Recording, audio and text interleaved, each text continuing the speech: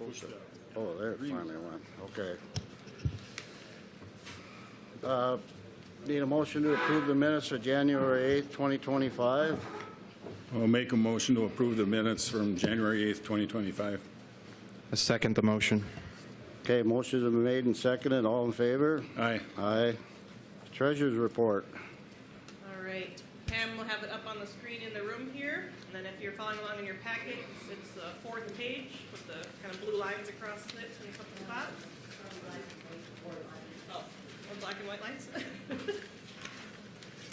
So starting at the top with our cash flows, our beginning balance in our checking was $170,386, less our expenses and our revenue additions for January 2025 left us with an ending balance in our checking of $173,304.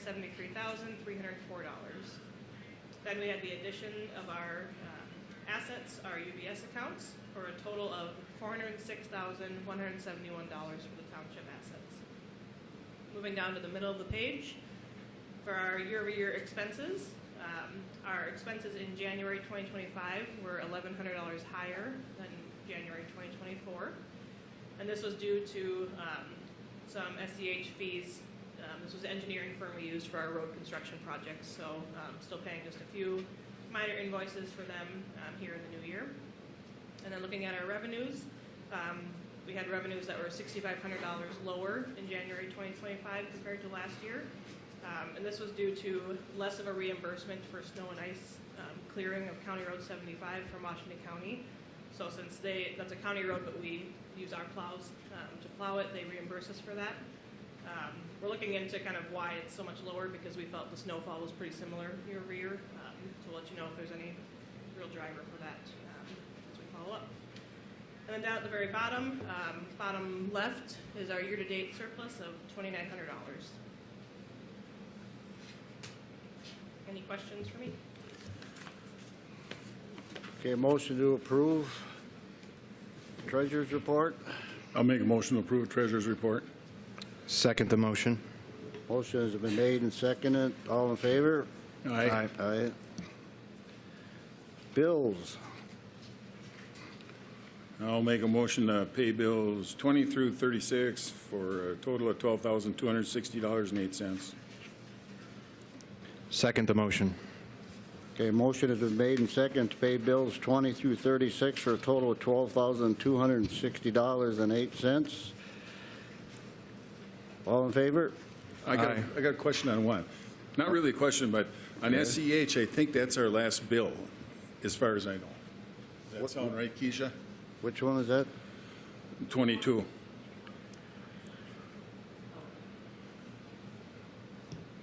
Have we gotten confirmation that's the final yet? Well, Yeah.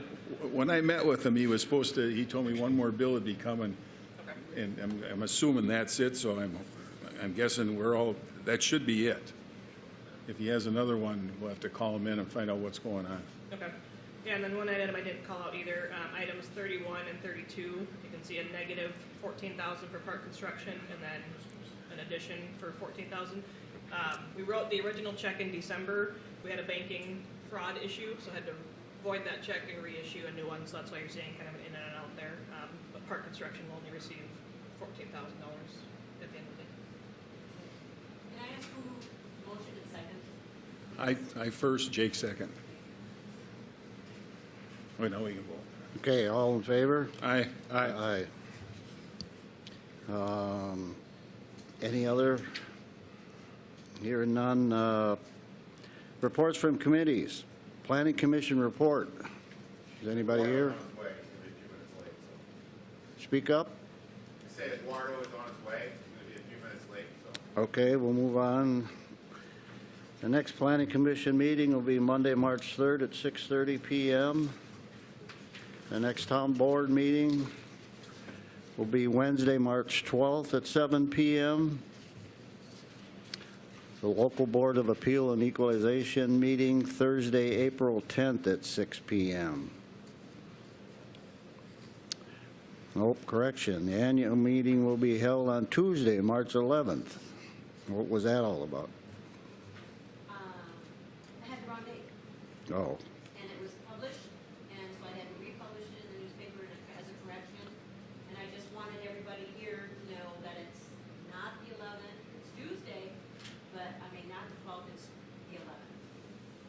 So, Question regarding the annual meeting.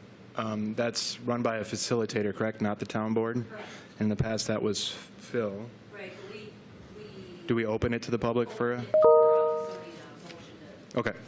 throw somebody to the Could be in okay, that was March 11th at 7 PM, not the 12th.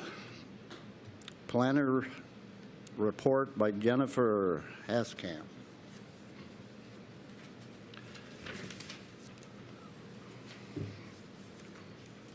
All right. There you go. Good evening, everyone. So this evening, I'm going to give a brief report on the 3 applications that we're considering this evening that were made by Holcim. I'm going to do my best to actually keep it quite brief because I think everybody is well aware of what we're talking about with respect to what their applications are for this evening. But for the purposes of context, especially as we go into the public comment period, I'm going to breeze through that. So after I get done, if there's something that you'd like to hear from the applicant, I do know that they are in the audience this evening as well. So we'll open that public hearing, close it, and then look for some discussion from the town board. If my computer moves, here we go. So we essentially have 3 requests this evening. The first is the applicant's request or demand for acknowledgement or to affirm their non-conforming rights. We'll look at that in just a moment. They are also requesting a variance from the 500-foot mining setback, that setback being from County Road 75. And we will take a look at the location of where that requested variance is for. And then they are also looking for approval of their 2025 annual mining permit. And so obviously the first 2 pieces inform what happens within the mining permit, which you will see in the draft materials this evening. So the Planning Commission did consider this December 19th. Obviously, we are here this evening, so there's basically 2 opportunities for the public to provide us with some testimony about the subject applications. So this graphic identifies essentially the 2 areas that are the greatest discussion or are the subject of the first 2 requests, if you will. So you can see from the graphic that the red area with the yellow dotted area is the area that the applicant is requesting affirmation or acknowledgement of non-conforming rights. The crosshatched area with red dots, that is the area that they are requesting the variance for. The compilation or both of those 2 areas together is what is known as or described within their materials as the northern reserves. So those 2 areas collectively make up that whole northern reserves area. That subject property, the overall white boundary is approximately 23.5 acres. Within that, they're requesting either the non-conforming rights or the variance for about 11 acres of it. So quickly, overview of the non-conforming rights. Essentially, what the applicant is asking for is somewhat unusual. It's not something that's specifically addressed within the ordinance. It is essentially a request from the town board to acknowledge that those non-conforming rights exist or do not exist. And so from that perspective, we don't have a checklist for it. It's not something that's in our ordinances, but we do have portions within our ordinance about non-conforming rights. And then also from a state statute perspective, there's information about non-conforming rights.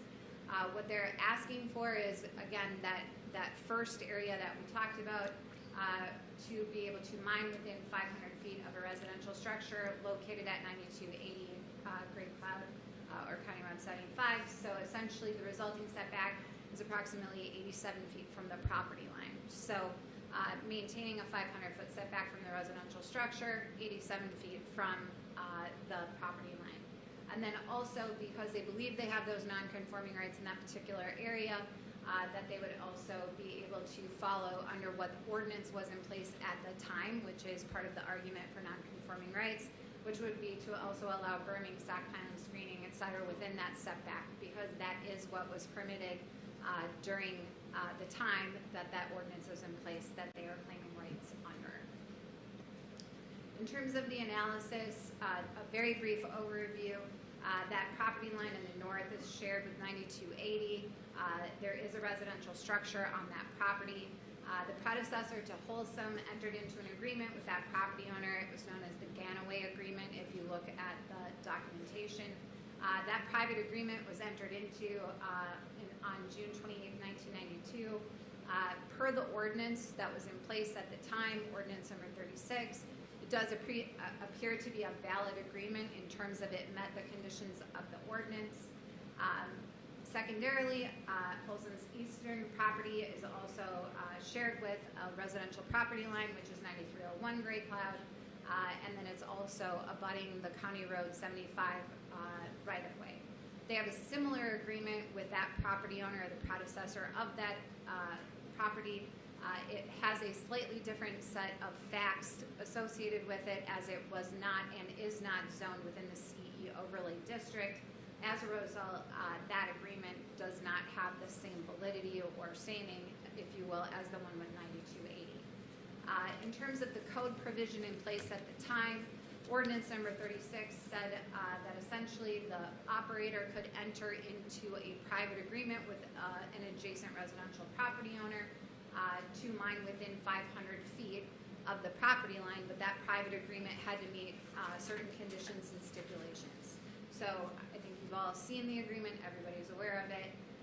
There was also a settlement agreement that actually predated the ordinance number 36 adoption. That settlement agreement actually, if you line that up with the codification, some of those standards, if you will, that made their way into ordinance number 36 were actually comments from Shiley, which was the company that was in place at the time, comments to the ordinance to include one of those being this private agreement that we are now under discussion with. So just by way of background and analysis. So after staff submitted or presented the report to the Planning Commission, they determined that the applicant made basically a similar request back in 2022. They did that under a variance request, and as a result, they believed that because that variance was denied, the same set of facts essentially are in play, and as a result, these non-conforming rights don't come into play from the Planning Commission's perspective. They basically identified that nothing materially changed since 2022, and as a result, they don't believe that the conclusion should change either, meaning they should not be able to mine within that particular setback area. The non-conforming rights, whether they're applicable or not to some degree, do not supersede the town's land use approval or permit requirements, which essentially means that while there may or may not be non-conforming rights, the Planning Commission believed that they still should have to get a variance in order to encroach within that setback area. And so as a result of that discussion, the Planning Commission unanimously recommended denial to the town board this evening. So the draft resolution that was prepared for you documents the Planning Commission's recommendation and does recommend denial of the requested variance and the non-conforming rights. So moving on to the variance piece, the second piece of this request was actually that secondary chunk, if you will, that was located just to the east of the non-conforming rights section. That portion is proposed to, essentially the applicant is proposing or requesting a variance from the 500-foot setback standard from County Road 75 to allow for the continuation of essentially a 200-foot setback from the road. So if you look at what's happening south of here, they are requesting to continue that line, if you will, or that setback that has been established for the southerly portion of the mining operation. So once again, ordinance number 49.3, which is current ordinance, comes into play in terms of the required setback, thus the impetus for the request this evening. Background, again, this is an approximately 3.7-acre portion of that northern reserves. It is that easterly part that is in that yellow border in this particular graphic. As noted, we talked just briefly in the non-conforming analysis, the fact that there is a private agreement that did exist here, but the 9301 property was never in the CE overlay district. As a result, that private agreement doesn't have the same standing, and so thus they are requesting the variance this evening. As such, the review criteria is 49.3, which establishes both the variance process and then also the required setback. It also requires that you go through essentially a test or this analysis and make findings related to each of those particular tests or criteria, if you will, that's established within your ordinance. It's also reinforced in state statutes. So it is important that these facts are identified for each of those criterion that are established. So in terms of the existing conditions, this is the Northern Reserves area that we're talking about. You can tell from this graphic that they would be proposing to mine within that particular setback area. You can see from this line here that the current setback is about 200 feet. So as a result of that, they are requesting to continue that line north to this extraction area. In terms of our standards, the setback from the right-of-way, obviously what's required is 500 feet. What is proposed is about 200 feet. And so from that perspective, it is a variance of 300 feet from the standard. You can tell by this graphic, the second piece of our standard says that it has to be within or set back 500 feet from the residential structure as well. This graphic identifies where those setback boundaries would be based on 500 feet from the structure and then 500 feet from the property line. In terms of the analysis, these are the criteria that are established within your ordinance. So number one is the property owner proposing to use the property in a reasonable manner that is not permitted by the development code. Number two is the need for the variance due to circumstances unique to the property. Number three, will the issuance of a variance maintain the essential character of the locality? Number four is the need for a variance only based on the economic considerations. Number five, is the variance consistent with the goals and policies of the comprehensive plan? Number six, is the variance in harmony with the general purpose and intent of the development code? And number seven, is the proposed use of the property allowed in the zoning district in which it was proposed? So each part of that criteria was evaluated. Basically, I'm just going to highlight what the Planning Commission recommended because they were the body that is providing you with the recommendation this evening. The rest of the analysis can be found in the staff report that is available publicly. In this case, reasonableness was determined to basically mean to what extent is the encroachment deemed reasonable or is it at all. The Planning Commission determined that the request was not reasonable and did not meet the criteria. So they essentially said that that setback should be maintained and that it was not reasonable to request encroachment into the setback. One piece to back up, in terms of your variance criteria, it has to meet all of the criteria in order to approve the variance. So in this case, if anything fails, then denial is the ultimate conclusion. So certain parts of the variance analysis or criteria can pass the criteria, if you will, but all of them need to in order for you to approve the variance. So is the need for the variance due to unique circumstances associated with the property? Once again, the Planning Commission questioned whether this criteria was met, in part due to the fact that it's such a small area when compared to the overall extent of the mine. They did not question whether or not the limestone aggregate itself was unique, which is actually something that the state has taken a look at. Rather, it was about the size or the amount of area that was being discussed as part of this particular variance. Will the issuance of the variance maintain the essential character? The Planning Commission once again determined that the mining in the required setback has the potential to adversely impact the character of the surrounding neighborhood, and therefore the criteria is not met. Number four is the need for the variance only based on economic considerations. Once again, this wasn't actually talked in specific detail by the Planning Commission. Staff does believe that the applicant did demonstrate that there are other considerations at play besides economic considerations. The Planning Commission didn't have a lot to say about this particular criteria. Is the variance consistent with the goals and policies of the comprehensive plan? While certain goals were identified as consistent with what is being requested, The Planning Commission did determine that encroachment into the required setback does not meet the township's goal to protect rural residential properties and surrounding residential uses. So once again, the criterion was not met. Number 6 is the variance in harmony with the general purpose and intent of the development code. The Planning Commission, during the course of its discussion, did acknowledge that the applicant has done prior mitigative steps to, help soften the edges, for example, with berms and vegetation and such. However, part of this was making sure that there's adequate setbacks from adjacent residential properties. So as a result, they believed that it was not consistent with the intent of that particular provision. And then finally is the use allowed within the zoning district.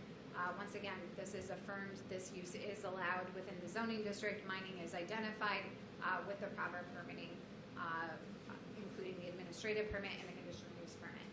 So based on the recommendation of the Planning Commission, staff provided a draft resolution with findings of denial for you to consider this evening once the public hearing is complete. So then lastly, the administrative permit. If we go through that, the Planning Commission actually did recommend denial of the administrative permit. However, because of the fact that this is an annual permit, there's a conditional use permit that exists, staff would still recommend that you take a look at approving the administrative permit, provided there are certain changes that are made to those operations graphics. So that is what is in your staff report this evening. But basically it's been updated to reflect that the non-conforming rights were denied or are recommended for denial by the Planning Commission. Also that the variance is recommended for denial. As such, the operations map needs to be updated to reflect compliance with the 500-foot setbacks that exist in your ordinance. If those things were to occur, you could then go ahead and issue the administrative permit with those changes. So all draft materials, including the report, suggest that the administrative permit would not be, or the annual permit would not be executed until those operations graphics were updated and the operations narrative was updated. In hours of operation. Nope, that was accurate. Yes, it was, because staff had recommended going with your ordinance provision all along, not changing it to what they had proposed. Gotcha. Yep, so that was accurate. Okay. Just to give you a sense, these are the two graphics that would be appended to the annual permit. You can see that there are comments that the exhibit would need to be updated to reflect that the 500-foot setback would need to be followed in the northern reserves. Likewise, the right hand, this graphic is just denoting areas, so it would essentially be that the operations map would need to be updated to reflect that setback area. In terms of the hours of operation, the applicant requested modifications much the same as they requested during the 2024 permit. If you recall, during that process, essentially the town board eventually decided that no, we would like to continue to keep basically the ordinance provision that's in 49.3 right now, and that was staff's recommendation for this permit as well. So these were the hours of operations requested. The condition within the permit is to suggest that they need to follow the ordinance process for any modifications. In terms of the relationship to the 5-year plan, so I should have updated this from the staff report, but given the fact that there is a recommendation of denial, if the town board affirms that recommendation, then the 5-year CUP would stay as is. There would be no changes to that because the 5-year CUP would be consistent with what is being requested this evening, or if you were to deny it. And if you, on the flip side, were to approve something, some portion of what they are requesting this evening, then there would be a process to go and amend the conditional use permit with Washington County. Essentially, you are the first stop. Because Washington County is not going to change the conditional use permit in any way until you provide them with a recommendation to do so. So if there are no changes to that boundary, then the CUP for this period remains as is. In terms of future expansion, I know there's been quite a bit of discussion about the EAW. Just as a reminder for folks, the EAW is being managed by Washington County, and the town is not responsible for that document. They are managing that process. If anybody provided comments from the public to the county about that, they will do their formal response to comments package.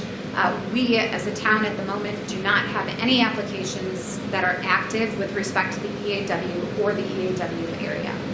And likewise, the reclamation plans, I've heard those come up several times.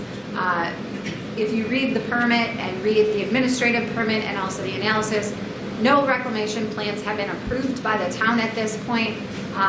The reclamation plan is a concept at this stage and is required for the applicant to submit to Washington County for the CUP. So that is a requirement of the conditional use permit, but we as a town have not approved anything.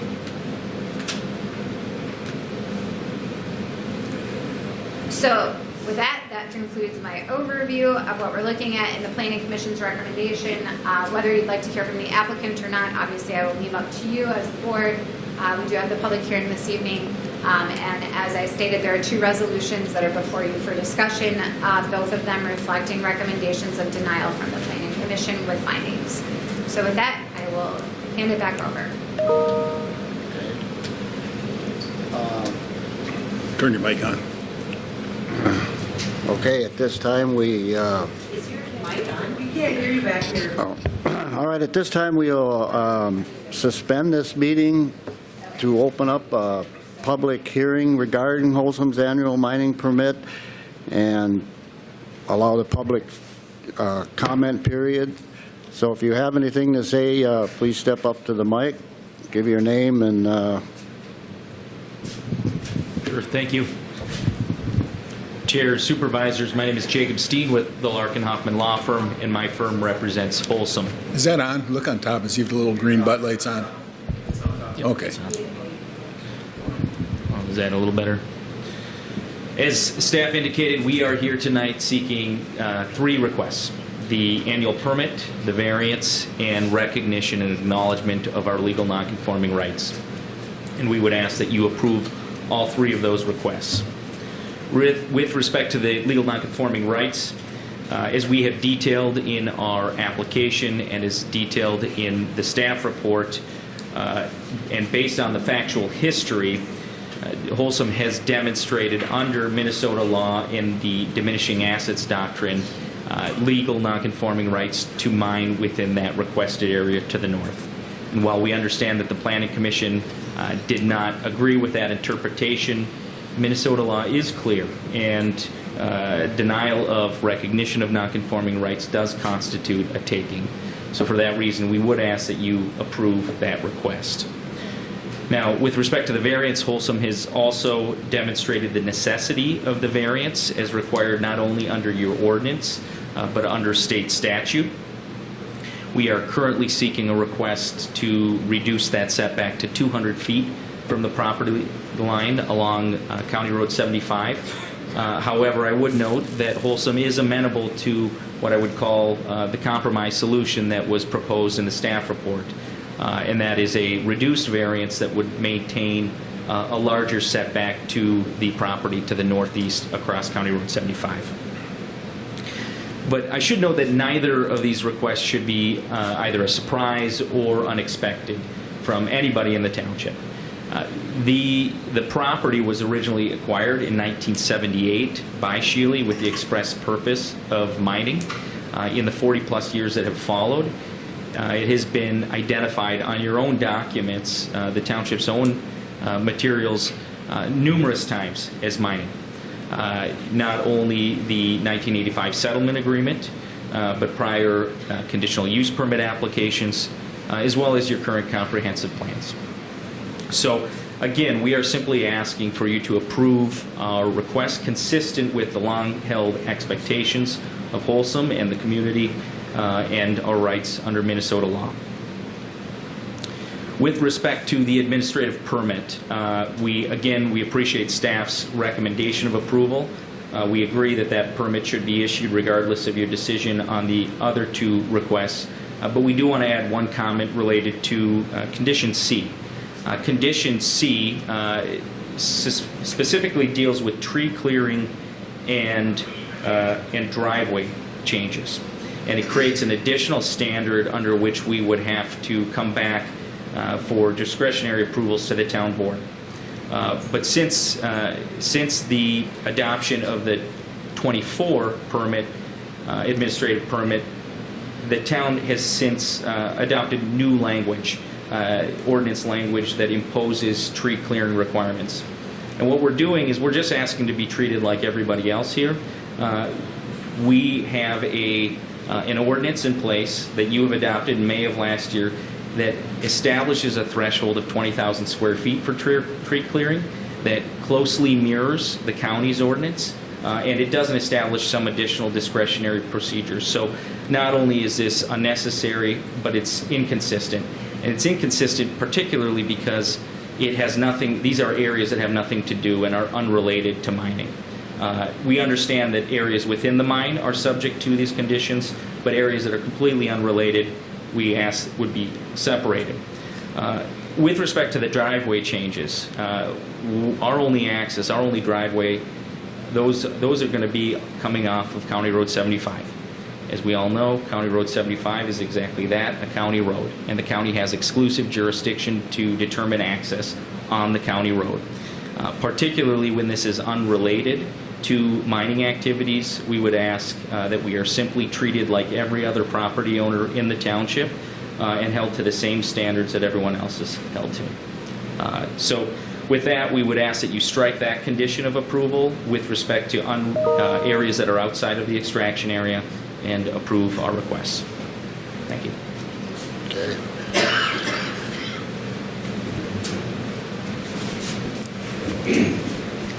Dan Ullman, 9680 Geneva resident. As the attorney said, it should come as no surprise that residents are here asking for denial of these things. They've been mining the pit. They chose to sell the land off to be developed, and we're just asking for those ordinances that went into place when they sold the land off to be developed to be maintained for the 500-foot setback. Just like to point out to the board that this is the second time in 3 years bringing a variance to the table of the exact same wordage. Nothing has changed. No offer to the community for anything different. It's kind of a slap in the face, and I'd just like to, as we work through these annual permits, we've worked in good faith to give them the working hours they've desired outside of our ordinance and things like that, and if we're going to continue to get belittled with the same repetitive stuff that has no standing. Their attorney told us it had no standing, that it was outside the CE district on record. So if a variance has none of that and they're going to keep doing that, I think we should take a tougher look at what we want to allow for truck traffic in the residents on Saturdays and night work, that kind of stuff. As far as the annual permit goes, I would differ from the recommendation. I'd recommend a straight denial. The way I would interpret law is that we have to pass annual permit per our ordinances. If they were to want to get something outside of that, it'd have to go through a variance process. I don't think the township could work with a mining permit that's outside of it. We have a due process in our community that a permit would go through our planning commission. They would get to have their input on it, their time with it, their opportunity to look at it, and then bring a recommendation to the board again. And I'm fearful as a resident that if we overstep that, we may miss that opportunity to follow our proper process. I know when they applied with this permit, we brought it up in December when they applied, that it didn't meet our ordinances, and they were made well aware of that. The tree trimming comment, I think it's important to understand that's a buffer zone, that those trees, if we're going to remove trees like a normal resident's not blocking dust, noise, all that kind of stuff, so that the trees that are in place around the pit are there in that buffer zone to help protect the community. It's not a standard that way. Another thing I'd actually like to also note, and maybe you guys could get, if they have to reapply and you guys go that route, I'd love to see just like we get a blasting report on our annual permit, I'd like to see a report of how much of our drinking water is discharged through the pipe of dewatering. Since I've been a resident in Gray Cloud, I didn't have to have water filters in my system being on well. I know you guys probably just turn your sink faucet on and it's filtered water from the cities. we have well water here, and as we've gone down over the years deeper now, the original wave of testing, only a handful of houses had to get filters. The last round of blasting we did, and we gave them the lower bench. Now, like a lot more of the residents had to get filters. Dewatering extra water is drawing in all the chemicals from 3M and all that stuff. This is a company for 5 years we've asked to start filling in the pit, whatever means or methods, so they could do less dewatering to protect our drinking water. We've asked to find ways to throw dirt in, to get new trees, to get new stuff for the community before we just keep ripping more trees down, more habitat down. I think, in my opinion, the recommendation from the Planning Commission, a denial of the variance, and that shouldn't even be brought to the table again. The annual permit, I strongly support just denying it and asking them to reapply just like you would with a resident. If I walk in and it's not right, you guys don't take a look at it. You have me go do my homework, and then I got to reapply with the right proper documents. If a resident can do that, a giant company can do that. And as far as the non-conforming rights, we've seen a document that exists out there as residents, has no implication right now. The permit they're asking for, it doesn't conform with the 5-year CUP, so they don't even have a right to mine that within 2025. So to me, it's not even there. And I'd also wonder why it doesn't match their second page of it, the 2006 Exhibit A, that the document they applied with doesn't even match up with that. So that's all I have. Thank you. All right, thanks, Dan.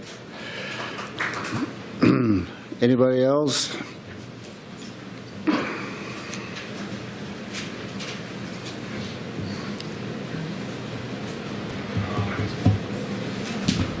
Ted Reese, 9280 Great Cloud Island Drive. The only comment I have is on the last part that their attorney mentioned, the driveway section, that they would just like you guys to strike that out of there. But we do have an ordinance for that. It's on page 29 of our ordinance. Public and private roadways. New roads and railways shall meet the following standards. Roads and railways shall be constructed to preserve and protect natural resources and to minimize the impacts on natural terrain and natural landscapes. It seems perfectly reasonable that the township would want to know the final northern boundary and what it would look like before approving a road. We're trying to preserve the landscape and minimize the impact on the terrain, and we can't approve a road that would do the opposite. The next item in that ordinance is new roads and railways shall be restricted to those facilities needed to access existing and planned residential and commercial excavation uses. It doesn't meet that either. It's not needed to access an existing site. There's a road there already. And it's not needed to access a planned site because we have nothing planned. So it doesn't meet our ordinance. If we treated them like any other resident in the community, then you couldn't approve a road in that area. And I think the fact that they're so adamant about you guys taking that out is a reason that we need that in there. So please keep that in the permit, that they can't remove the trees and put in a road until it's part of a holistic plan with a reclamation plan, and you guys get to look at it. Thank you.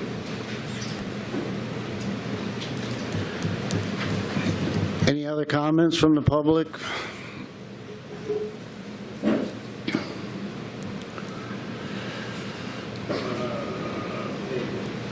Oh, you can go by memory.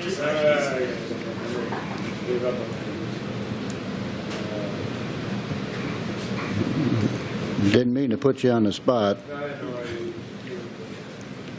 You're on TV, too. There.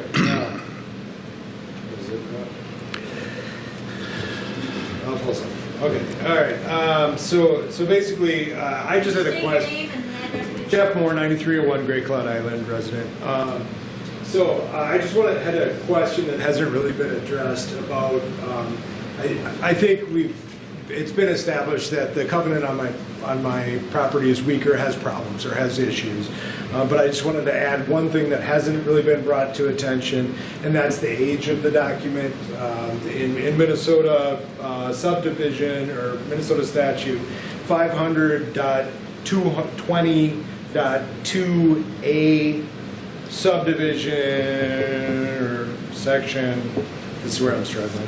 2A, restriction of duration of conditions. It says, except, and I'm not a lawyer, so, except for any right to re-enter or repossess as provided in subdivision 3, all private covenants, conditions, or restrictions created by which the title or use of real property is affected cease to be valid and operative 30 years after the date of deed or other instrument or date of probate of the will creating them and may be disregarded.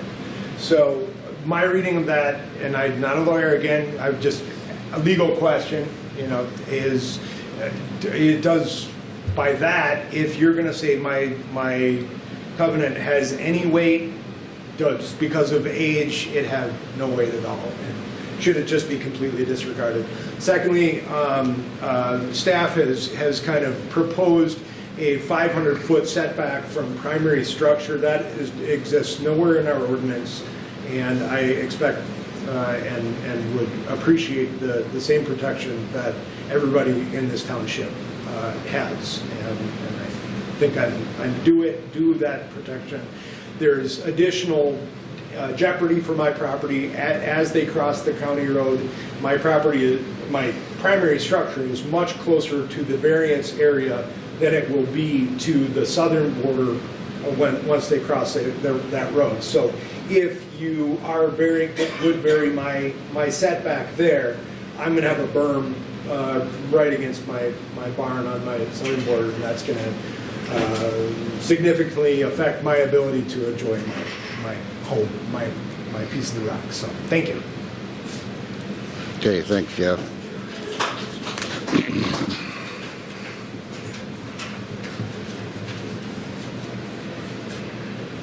Good evening. I'm Tracy Moe. I'm at 5590 99th Street.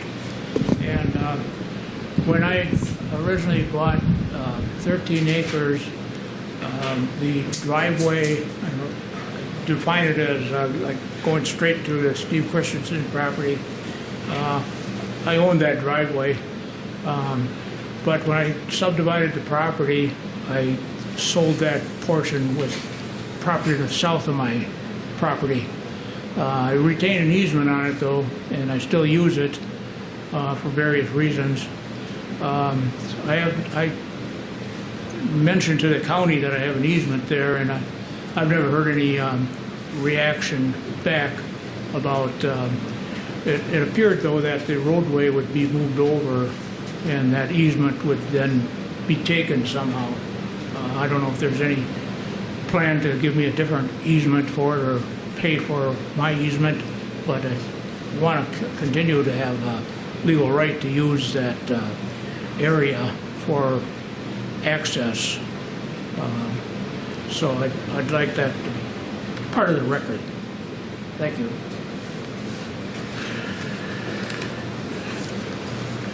Any other comments from the public? Thank you.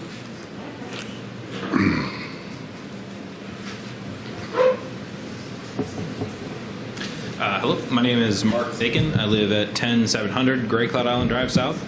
And you don't want to be treated like the rest of us. You're asking for our ordinances not to apply to you. You're asking to use ordinances from 20, 30 years ago and not our current ordinances, and then you want exemptions from those current ordinances.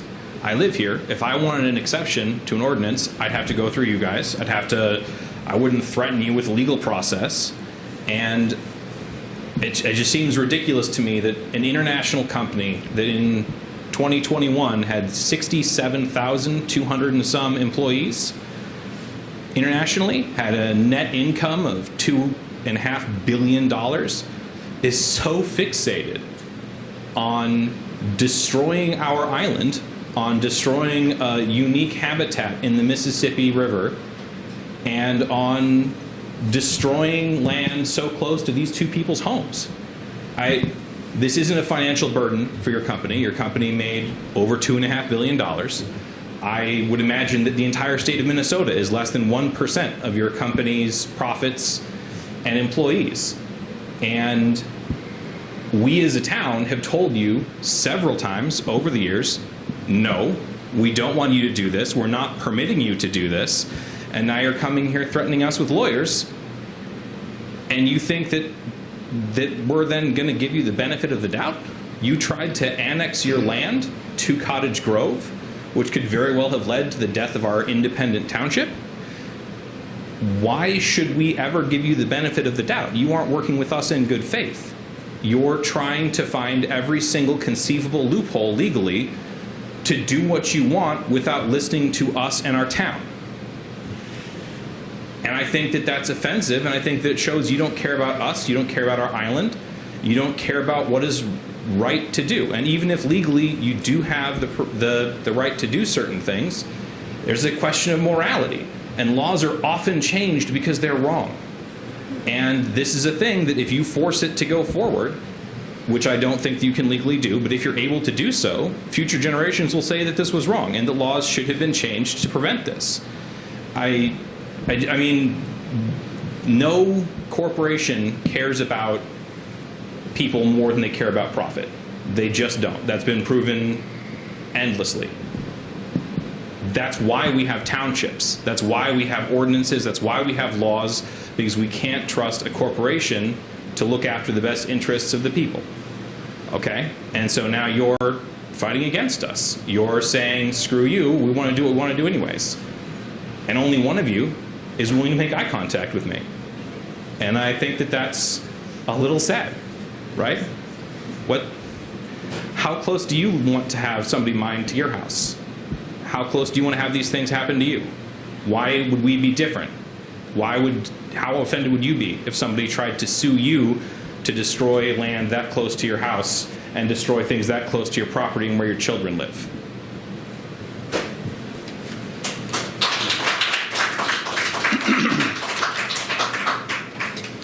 Okay, thank you. If there's no other public comments at this time, I'm going to adjourn the public hearing regarding Holcim's annual mining permit application and variance. And we'll move on to unfinished business, which is the board's discussion of Holcim's application. And with that, I will turn it over to my colleague, Dick Polta. Okay, I got a response to both of these things. And then we got the resolutions, too. We'll figure out what we want to do with them. The first one I'm going to read is our response to the 2025 annual administrative mining permit. Okay. Here we go. This will take a while. I'll read real fast. So, okay. We're in not big a hurry. Okay, reclamation planning. No formal reclamation plan from Holcim has been submitted and approved by the county and the township for the current or proposed mining area. There have been several concept reclamation plans submitted, but none have been submitted and approved. Reclamation planning has not really been looked at in depth previously due to the fact mining operations had generally met setbacks from neighboring properties, roads, future roads, driveways, and so forth. Mining operations had room to coexist with current proposed mining areas and current and setback requirements. Current and proposed mining now has progressed to where conflict exists between mining operations, neighboring properties, public property, state requirements, county requirements, and township requirements. Approved reclamation planning needs to be completed, showing how the requirements of township, city, and state regulations are going to be met. The township cannot approve the current application for annual mining permit until several issues are resolved. Issues include but are not limited to mining operations, screening, environmental issues, reclamation planning, setback to lakes, setback to private properties, proposed future roads, and so forth. Applicant must provide approved reclamation plans showing how the proposed mining application satisfies township, county, and state regulations. Not done. See the following list of concerns and not met requirements from the applicant. List may not include all requirements. See attachment A. I'm not going to show you the attachments. I'll tell you what they are. Township Ordinance 60 MRCCA requirements. Okay, section 5.24D requires new and where practical existing mining operations must not be readily visible and must be screened by establishing and maintaining natural vegetation. Application for mining permit figure 3 shows building a berm starting 20 feet from neighboring properties and the applicant's property. Building a berm is considered part of the mining operation. Mining operations this close to the applicant's property line does not provide enough of a setback from the property line to screen mining operations by establishing and maintaining natural vegetation. That's as required by our ordinance 60. Minnesota Rules 6106.0110 subpart 5D requires the same screening as the township. So the state requires the same thing we do. Township Ordinance 60 MRCCA Section 5.24F requires a land reclamation plan for new and existing mining. There have not been detailed land reclamation plans submitted by the applicant and approved by Great Cloud Island Township and Washington County. There have been several concept reclamation plans submitted. No formal detailed plans have been submitted and approved. Minnesota Rule 6106.0110 subpart 5F requires the same reclamation plan as Township Ordinance 60. See Attachment B. Okay. Washington County Development Code Chapter 7 Mining Regulations Section 7.1 requires a reclamation plan. This has not been completed. Okay, this has been discussed by the Washington County Planning Commission. After much discussion, the determination of the County Planning Commission was Holcim is required to submit an approved reclamation plan before any additional 5-year mining permits will be issued beyond the current CUP permit timeframe. Applied for annual permits extends mining out. Let me back up. The applied for annual permit extends mining outside the area currently permitted to be mined. Application for permit does not include a submitted and approved reclamation plan. Okay, a lake has been created due to the depth of the mining operation. Concept reclamation plans have shown the lake to remain after mining is completed. Currently, the lake is not listed on Washington County Public Waters Inventory map, but sections of Washington County Development Code Chapter 6 Shoreland Management do apply to the created lake. County and DNR staff have indicated this lake will be added to the Public Waters Inventory map. See Attachment H, Holcim's 2125 CUP to Washington County. Figure C1 shows the lake created in the mine as a concept public lake, Lake Larson. See Attachment I, Holcim's Larson Quarry Reclamation Plan, revised 5/3/2023. Figure C2 shows a public lake. See Attachment C, Washington County Shoreline Management Regulations 9.32 states roads, driveways, and parking areas must meet lake setback requirements. Section 8.1 listed required setbacks. The created lake would be a natural environmentally non-public sewer and require a 200-foot setback from a lake to a road or driveway. See Attachment D, DNR Natural Resources Department Minnesota Rules 6106.0030 apply to public, non-federal, and private lands within the MRCCA boundary. The township in its entirety is in the MRCCA district. Minnesota Section 6106.0120 subpart 3, a list of setbacks for structures and impervious structures. There isn't clarity in this rule as how it applies to the created lake. The rule does state impervious surfaces must not be loaded in the shore impact zone and must meet the following setback requirements from the ordinary high water level of the Mississippi River and other waters within the Mississippi corridor. Okay, the created lake is other waters within the Mississippi River corridor. The chart does not specifically list setbacks for other waters, but does list setbacks for the CA-ROS district 200 feet from the Mississippi River. The lake created is in the CA-ROS area. The other section of this chart shows, which states all other public waters could be used as the lake has been shown as public by Holcim on several concept reclamation plans. That section states to use setbacks as specified in underlying zoning.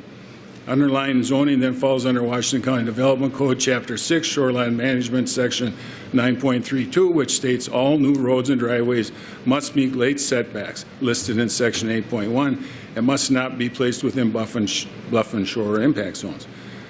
Setback requirement section 8.1 would then require a 200-foot setback from the ordinary high water level to roads or driveways. Current application doesn't show how these setbacks will be met. Future roads or driveways. Holcim has previously submitted concept reclamation plans which show a concept road along the northern section of the mine. See attachment E, 8-29-2005. Holcim CUP to Washington County includes a concept reclamation plan and refers to figure 5A and 5B showing a concept road on the north end of their mine. See attachment F, 7/28/2010. Holcim CUP to Washington County includes a reclamation plan and refers to figure 8A and 8B showing a concept road on the north end of their mine. See attachment G, 9/24/2015. Holcim CUP to Washington County includes a concept reclamation plan and refers to figure 8A and 8B showing a concept road on the north end of their mine. See attachment H, 11/21/22. Holcim CUP to Washington County includes a concept reclamation plan and refers to figure 8A and 8B showing a concept road on the north end of their mine. Figure C1 indicates the created lake would be a public lake.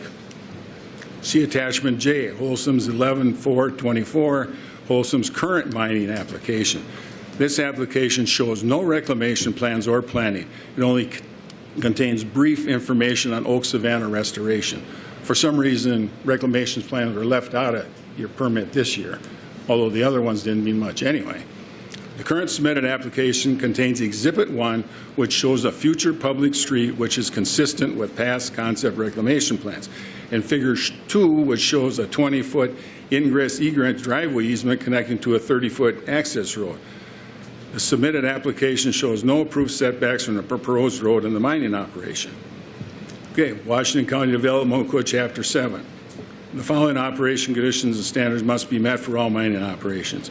Section 6.11C requires a 100-foot setback from any contiguous property subdivided into residential lots.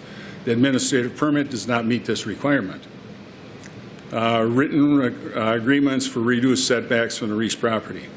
Applicant is claiming rights as per zoning ordinance 36 F.1.B to mine within 500 feet of the leased property. The ordinance states an owner of property within the CE district other than the applicant, hang on here, no, I did to quit. The owner states an owner of the property within the CE district other than the applicant may enter into a written agreement with the applicant in recordable form to authorize mining within 500 feet of such owner's property. Such authorization shall not be valid unless the written agreement is in fact recorded.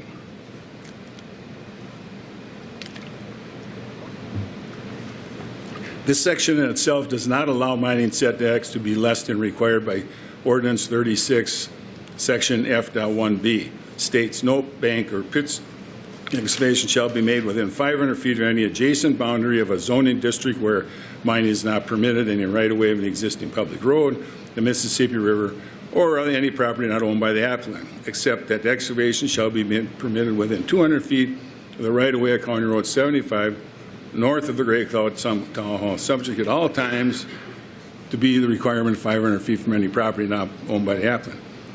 This section in the ordinance to allow property owner to enter into a written agreement to allow mining closer than the 500 setback does not invalidate the requirement to abide by the requirement to maintain a 500 setback from property not owned by the applicant. Section F1B, allowing an owner of property to enter into a written agreement to mine less than the 500 setback, would allow the township to consider a variance application for the mining company to mine less than the 500 setback. Without the wording in Section F1B allowing the owner of the property within the CE district other than the applicant to enter into a written agreement to authorize mining within 500 feet of such owner's property, the township would not be able to grant a variance to allow mining less than the setbacks required by Ordinance 36, Section F1B. As per state law, the findings to grant a variance would not be able, let me back up. As per state law, the findings to grant a variance would not be applicable to be met without wording in the ordinance allowing such written agreements. The section in Ordinance 36 stating an owner of property within the CE district other than the applicant may enter into a written agreement with the applicant in recordable form to authorize mining within 500 feet of such property. This section itself does not allow mining to be conducted less than 500 feet from neighboring property lines. It only allows the township to be able to consider a variance to mine closer than 500 feet to the property line. During the time Ordinance 36 was in effect, no variance requests were ever submitted by the applicant to mine closer than ordinance setback requirements to neighboring properties. The township was never party to or made aware of any covenant agreements between mining company and other landowners. All right, here we go. Keep going. Washington County Development Code, Chapter 7. Pre-permitted uses. Mining operations with a valid conditional use permit issued by Washington County in accordance with the terms and conditions of said conditional use permit are allowed to continue subject to the following. Such uses are not permitted to expand either in size or use beyond the limits set forth in the conditional use permit without first obtaining a new conditional use permit. The current conditional use permit issued by Washington County conditions of CUP 2021 through 2025 state the following. The permit allows for mining and processing of materials in accordance with the application dated November 21st, 2022. No buildings or structures are allowed to be constructed on this property in accordance with this approved plan. The CUP application submitted by Holcim shows no mining less than 500 feet from County Road 75 or less than 500 feet from the northern property line / Reese property line or 500 feet from the Moore property line. The current 5-year CUP issued by Washington County for active mining does not include mining closer than 500 feet from the northern property line, the Reese property line, or the Moore property line. Letter received 1/7/25 from the applicant states, as of December 19, 2024, Township Planning Commissioners raised questions regarding timing of the township's annual administrative permit review and the county's CUP, including questions as to whether the county must first act. As described by staff and Holcim representatives on record, Holcim is seeking a variance from and recognition of legal nonconforming rights under the township zoning ordinance. The county has no authority to vary the township's regulations. Accordingly, the township must act on Holcim's request prior to any action by the county to amend or modify the county's CUP. Okay. Holcim's mining operations are regulated by both Great Cloud Island Township and Washington County with cycling annual and 5-year permit reviews. In order to apply for any changes to the county CUP that would affect mining during the next year, Holcim must first receive from the township pursuant to the township zoning authority and its legal nonconforming use rights. This is consistent with Washington County Development Code Mining Regulations, Chapter 7, Section 3.31, which establishes a process under which county must reconcile the inconsistencies between the administrative permit and the county's 5-year CUP. This statement by the applicant is incorrect. The applicant must follow both the county mining ordinance and the township mining ordinance, and the township must follow the county ordinance. Before the township can issue an annual mining permit, it must be submitted to the county to verify it complies with county ordinances and existing county code. The township does not issue an annual mining permit which does not comply with the county ordinance, and then the county reconciles it as stated by the applicant. This is from Washington County Development Code, Chapter 7, Mining. Scope and applicability. Adoption of Washington County Mining Ordinance. This is hereby adopted for purposes of regulating the removal and processing of sand, gravel, rock, soil, and other deposits. The Washington County Ordinance. This ordinance applies to all lands within the unincorporated area of Washington County. It is not intended by this ordinance to repeal, amend, or in any way impair or interfere with existing provisions of our laws or ordinance, except those specifically repealed by or in conflict with this ordinance or with private restrictions placed upon property by deed, covenant, or other property agreements, or with restrictive covenants governing the land. Where this ordinance imposes a greater restriction upon the land than is imposed by or required by such existing provisions of law, ordinance, contract, or deed, the provisions of this ordinance shall control. In the event of conflicting provisions in the text of this ordinance or any other counts, the most restrictive, if any, shall apply. Okay? General provisions, pre-permitted. Mining operations with a valid conditional use permit issued by Washington County and in compliance with the terms and conditions of said condition are allowed to continue subject to the following. Such uses are not permitted to expand, either in size or use, beyond the limits set forth in the conditional use permit without first obtaining a new conditional use permit. Township permit. The Town Board of Great Cloud, within which the property being mined is located, shall issue an annual permit as required by ordinance, subject to the following.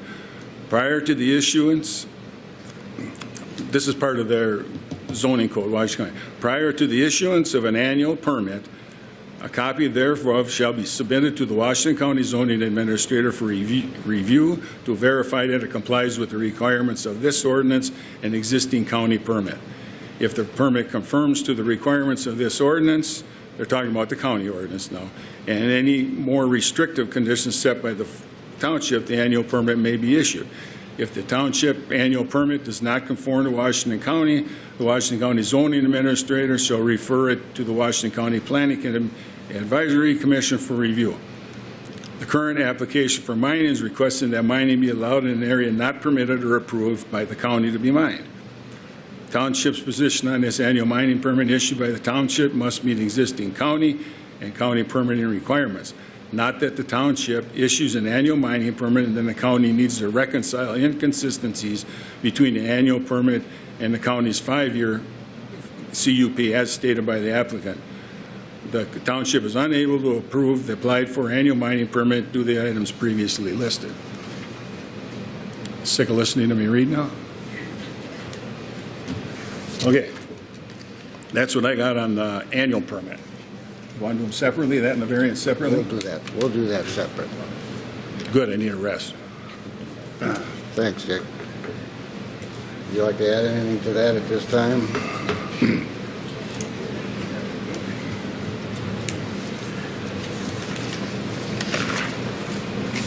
Now, do you want to do this resolution thing, or what do you want to do with that? Yeah. You want to read that, or somebody else read that?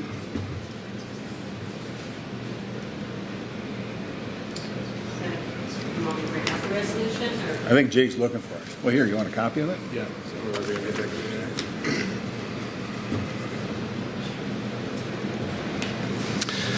This is the draft resolution number 2025, denying the request or demand for acknowledgement of the non-conforming rights to mine within the required setback of the area described as the northern reserves at the Larson Quarry. It reads as follows. Whereas Holcim applicant has submitted a request demand for the town to acknowledge that the applicant has established non-conforming rights to mine within the required setback area identified as the northern reserves at the Larson Quarry. And whereas the Great Cloud Island Township ordinances do not explicitly address the process for such a demand within its land use provisions, and therefore the request was reviewed based on the adopted non-conforming ordinance and current zoning provision, and whereas no formal land use process or permit is denied or granted as part of this record, since the ordinances do not establish such process, and whereas the applicant has stated that they believe their non-conforming rights are applicable and supersede any required land use approvals under the adopted current ordinance, and whereas the applicant owns and operates Larson Quarry and has obtained a conditional use permit, 5-year CUP, from Washington County for mining operations from 2021 to 2025, and is required to obtain an annual mining permit from Great Cloud Island Township, and whereas the 5-year CUP exhibits show the mining extraction boundary to comply with the required 500-foot setback from the northern property line, and whereas the 5-year CUP requires the applicant to obtain all approvals from Great Cloud Island Township before any amendments to the 5-year CUP can be made by Washington County, and whereas the Great Cloud Island Township Planning Commission collected public testimony on the subject demand at their regular meeting on December 19th, 2024, and whereas after public testimony and discussion, the Planning Commission unanimously recommended denial of the application, and whereas the Town Board held a public work session on January 8th, 2025 to consider the application and recommendation of the Planning Commission, And whereas the town board held a duly noticed public hearing at their regular meeting on February 12th, 2025. Now, therefore, be it hereby resolved by the town board of Great Cloud Island Township, Washington County, Minnesota, that it does hereby deny the request of Holcim to acknowledge that non-conforming rights to mine within the required setback within the northern reserves supersede the required land use approvals to mine within the required setback. The town board's findings are as follows. 1, based on the available record, including the 1985 settlement agreement, meeting minutes, and codified ordinances, the town board finds that the non-conforming rights have not been clearly established to permit mining within the required 500-foot setback. 2, the applicant relies on historical case law to support its conclusion, but the town finds that the history of parcel acquisition and mining activity at the Larson Quarry does not directly correlate with the case law cited. 3, the town board finds that the settlement agreement contemplated compliance with the required 500-foot setback and that the applicant's predecessors agreed to follow the required setback. 4, the town board finds that the private agreement entered into with the property owner at 9280 Great Cloud Island Drive South does not absolve the applicant from obtaining any required land use permits and approvals from the township. Be it further resolved that the town board makes the following additional findings. 1, the public testimony provided at the December 19th, 2024 and February 12th, 2025 public hearings is incorporated to document the potential adverse impacts of the mining activity within the required setback area.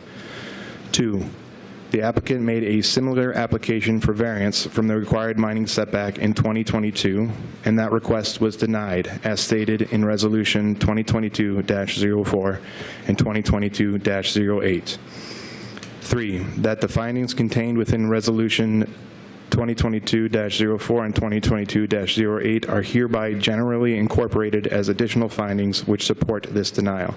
4, any mining activity as defined by Ordinance 49.3 is required to obtain a variance from the applicable standard.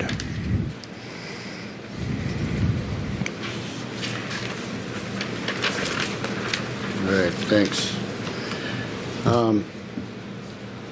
I guess with that, I'd just like to say a couple things here. You know, I wasn't elected to this position. I was appointed, but it doesn't mean that I don't have the same commitment as my other two colleagues here to this township.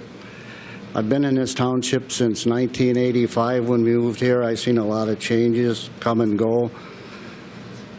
But this township does have ordinances. We have dog ordinances, we have noise ordinances, we have parking ordinances, and we have mining ordinances.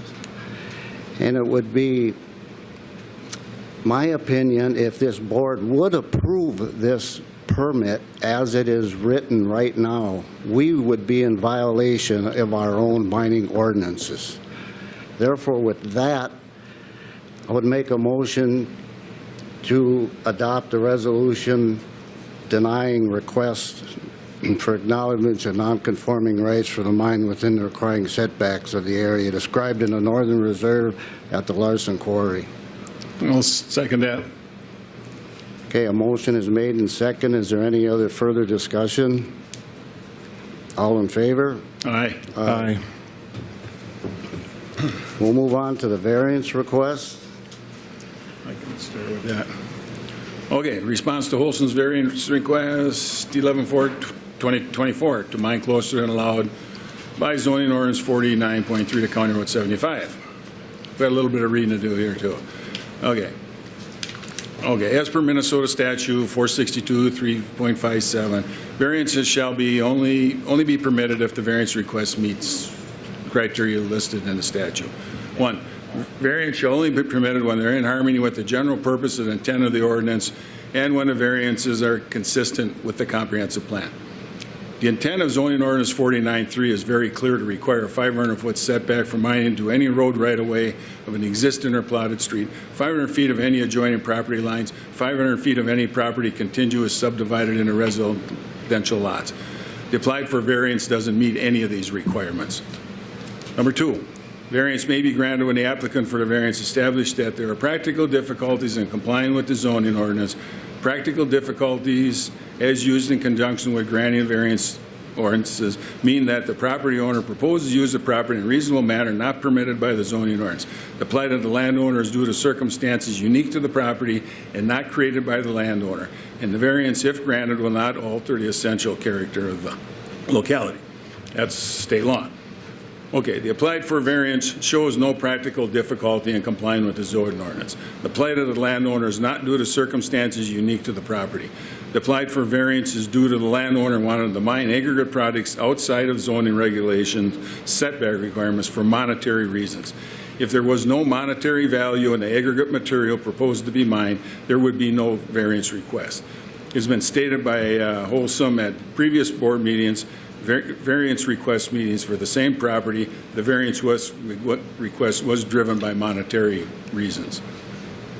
Okay, number 3, the variance, if granted, would alter the essential characters of the locality. Great Cloud Island Township zoning regulations have historically been written to keep a certain distance between mining operations and neighboring properties. The current variance request would put mining closer than allowed by ordinance. Past zoning requirements ordinances have required a minimum of 500 foot from property not owned by the applicant. The variance request is to mine within 200 feet of neighboring properties.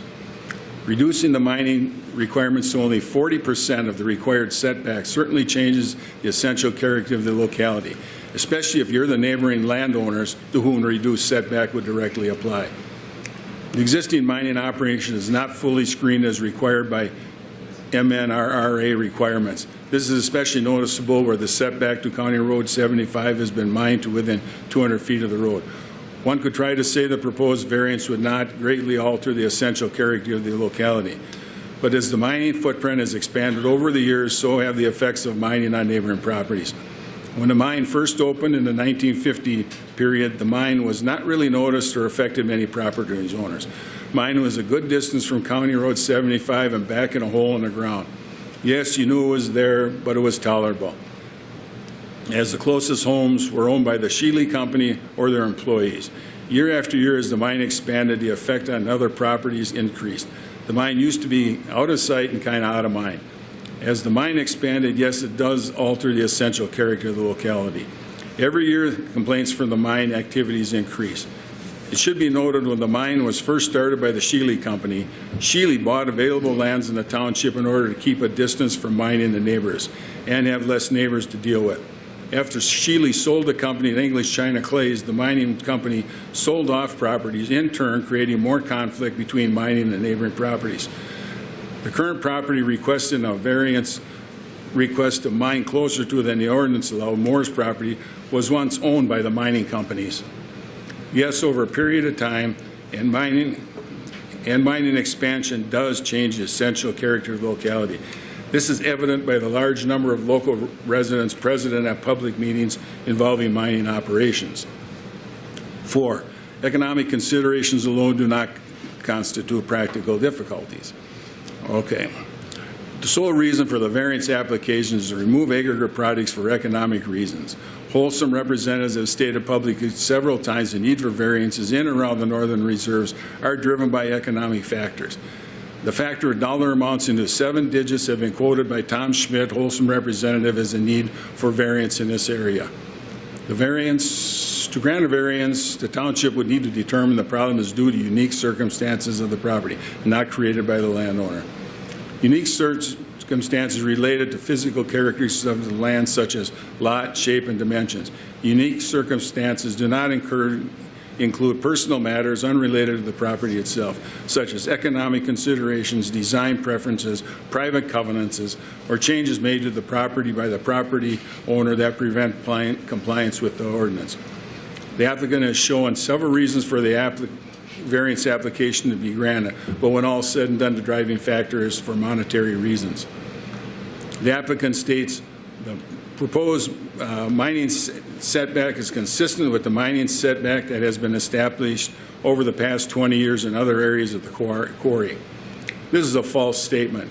The township has always required a 500-foot mining setback from neighboring property lines or property divided into residential lots for mining operations. This has been done on all properties not owned by the application in the area by the town hall and east of County Road 75. Holcim's 2023 and 2024 operating permit applications show a 500-foot setback from properties east of County Road 75. For Holcim to state the proposed mining is setback is consistent with past practices is false, inaccurate information being presented. The applicant states Ordinance 36, which Corey has vested rights to, allows for mining within 200 feet of County Road 75 is consistent with this request. This is a false statement.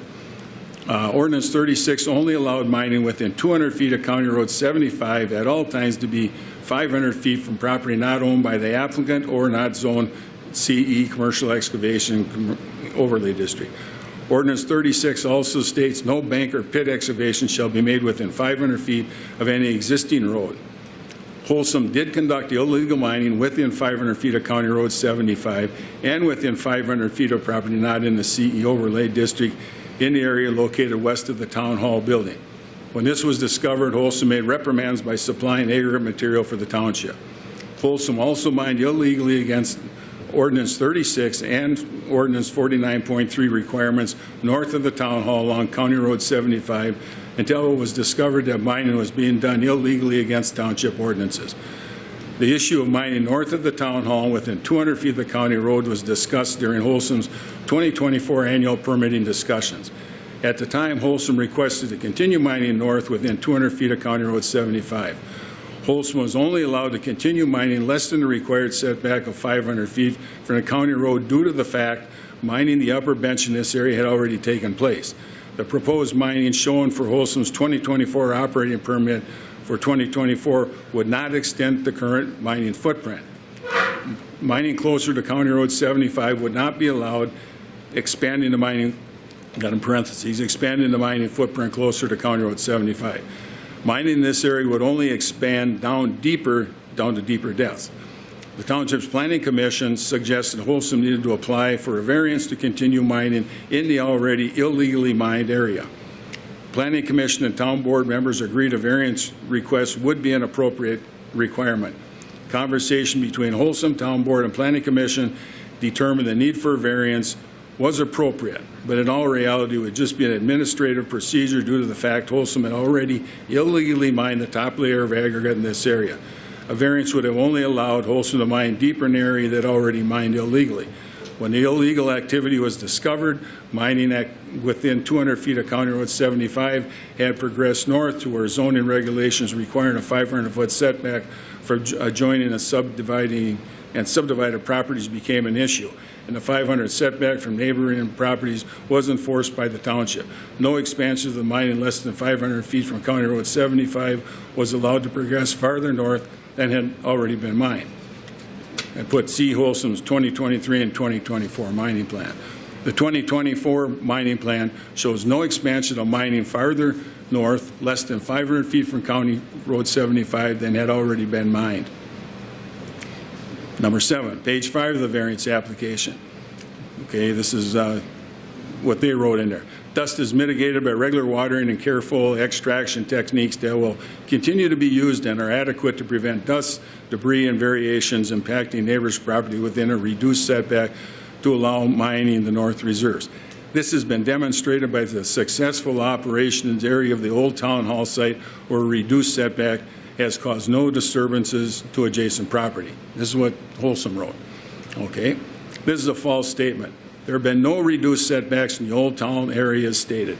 Mining conditions in this area have always been required to maintain a 500-foot setback for mining operations to neighboring properties. And that's properties, not the house. This is the same as the setback required to the Moore property. This paragraph suggests mining has taken place with no disturbances to other properties.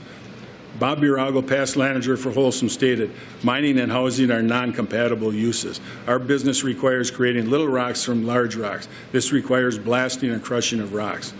There are continuous complaints from property owners affected by the mining operations. Complaints from dust, noise, blasting, and trucking continue to be heard. Residents of faraway St. Paul Park and Cottage Grove have complained about the blasting they feel. It is quite evident by the large number of residents present at recent public meetings concerning Holcim that residents are affected by the mining operation. Okay, the current methods of mineral extraction create noise, dust, and vibration to other properties. To suggest dust is mitigated by regular watering and careful extractions that will continue to be used and are adequate to prevent dust, debris, and vibration from impacting neighborhood properties with a reduced setback to allow mining along the northern reserves is just a false statement and should be ignored. The proposed variance would put mining less than 350 feet from the Moore home. Just two examples. Residents from St. Paul Park and Cottage Grove can feel and have complained about the blasting.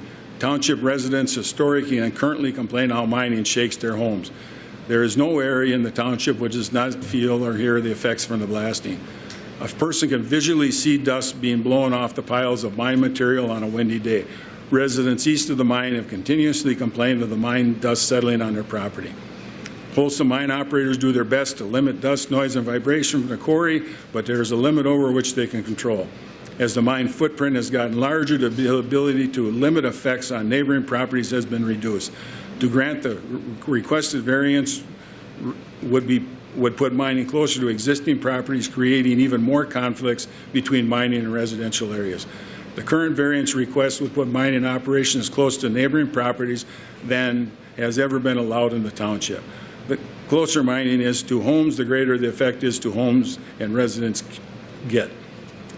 The current mining operations consist of drilling, blasting, crushing, and hauling limestone, which requires adequate setbacks to protect neighboring properties. To allow mining within the requested variance setbacks is not justified. Okay, not done. Number 8, applicant states, the longstanding expectation is that Holcim procured the right to mine within the setbacks by entering into private agreements with property owners as authorized by the zoning ordinance in effect at the time. The subsequent changes to code and interpretation by township are not the result of Holcim's action and deprive Holcim its right to the unique resources of land. Quarrying as a non-conforming use can be limited to land actually excavated at the time of the enactment of the restrictive ordinance, because to do so would in fact deprive the landowner use of his property. This is a false and misleading statement. The private agreement being referenced to in respect to this variance request, although not specifically mentioned, would be the agreement between Dennis Hanna and the Shealy Company. Dennis Hanna was not located in the CE overlay area. The zoning ordinance in effect at that time only allowed residents whose property was located in the CE excavation overlay area to enter into private agreements. Even if the Hanna property was located in the CE overlay area, the act of signing a covenant agreement between Hanna and mining would not in itself allow mining a reduced setback from ordinance requirements. The covenant would only allow the township to consider a variance application to mine closer than the required ordinance setbacks. Without the ordinance provision to enter into private setback covenants agreements, the town would not legally be allowed to reduce setback ordinance requirements by the variance. Let it be noted, mining companies once owned the Moore property and sold it. The previous owner, Dennis Hanna, signed a submitted covenant agreement, then sold the property without revealing the mining covenant agreement to the purchaser. This signed agreement executed between Dennis Hanna and the Shealy Company was not a legal document as per zoning ordinances in effect at the time, as the Hanna property was not in the CE overlay area. Okay, number 9, variance request states, is the variance in harmony with the general purpose and intent of the development code? And they also got the requested variance is also consistent with the easements agreements entered into between preceding neighbor property owners and the mining operator. These agreements further demonstrate the reasonableness of the request and the harmony with the application of the zoning ordinance, which has been conferred non-conforming rights upon the property. Additionally, Holcim has shown that it is a good neighbor and operations coexist harmoniously with the community. Mining operations are not disrupted to nearby properties because of existing visual screening, which will be further enhanced by new berms and additional tree covers. These features have been in place for decades and continue to be effective. See Holcim's policy to donate 20 tons of Class 5 to any resident. Okay? The easement agreement referred to do not state which easement agreement. Let it be known the easement agreement for the Hannah Moore property was not legally allowed when written. Holcim's policy stating that Holcim donates 20 ton of Class 5 rock to any resident annually is false. Not all residents are eligible for the Class 5 rock as per Holcim's donation policy. The variance request states several false and misleading facts, does not meet requirements of Great Cloud Highland Township, the state of Minnesota statutes for granting variance, and should be denied. Okay, you want to add?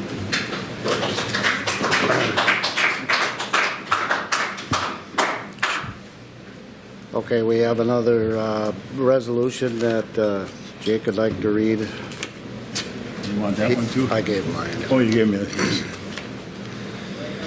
This is a resolution denying a variance from the mining setback from County Road 75 at the Larson Quarry. Whereas Holcim, the applicant, has submitted an application for a variance from the mining extraction setback from Great Cloud Island Drive, County Road 75, to encroach approximately 300 feet into the required 500-foot setback at the Larson Quarry application. And whereas the applicant owns and operates Larson Quarry and has obtained a conditional use permit, 5-year CUP, from Washington County for mining operations from 2021 to 2025, and is required to obtain an annual mining permit from Great Cloud Island Township, and whereas the 5-year CUP exhibits show the mining extraction boundary to comply with the required 500-foot setback from County Road 75, and whereas the 5-year CUP requires the applicant to obtain all approvals from Great Cloud Island Township before any amendments to the 5-year CUP can be made by Washington County, and whereas the Great Cloud Island Township Planning Commission held a public hearing and considered the subject application on December 19th, 2024, and whereas after public testimony and discussion, the Planning Commission unanimously recommended denial of the application, and whereas the Town Board held a public work session on January 8th, 2025 to consider the application and recommendation of the Planning Commission, and whereas the Town Board held a duly noticed public hearing at their regular meeting on February 12th, 2025. Now, therefore, be it hereby resolved by the Town Board of Great Cloud Island Township, Washington County, Minnesota, that it does hereby deny the request of Holcim based on the following findings pursuant to the Township Ordinance, Section 49.3, Section 10, Subsection 6, and Minnesota Statute 462.357, Subdivision 6, which provides that a variance may only be granted if all of the criteria are met to demonstrate a practical difficulty. The Town Board's findings related to the standards are as follows. 1. Township ordinance and Minnesota statute establish that the request must be reasonable and in harmony with the general purpose and intent of the adopted ordinances and comprehensive plan. A, the township ordinances and adopted comprehensive plan goals and policies require mining activities to be set back from shared residentially zoned property lines to protect rural residential uses that are adjacent to and in proximity to the mining operations. The proposed variance does not comply with this standard.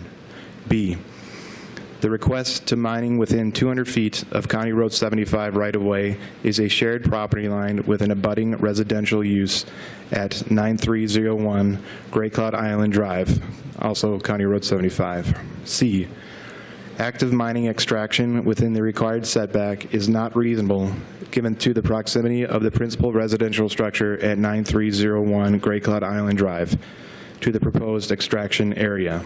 D, adjacent property owners will be adversely affected by mining activities, including dust, sound, and vibration due to blasting and other operations if permitted to further encroach into the required setback.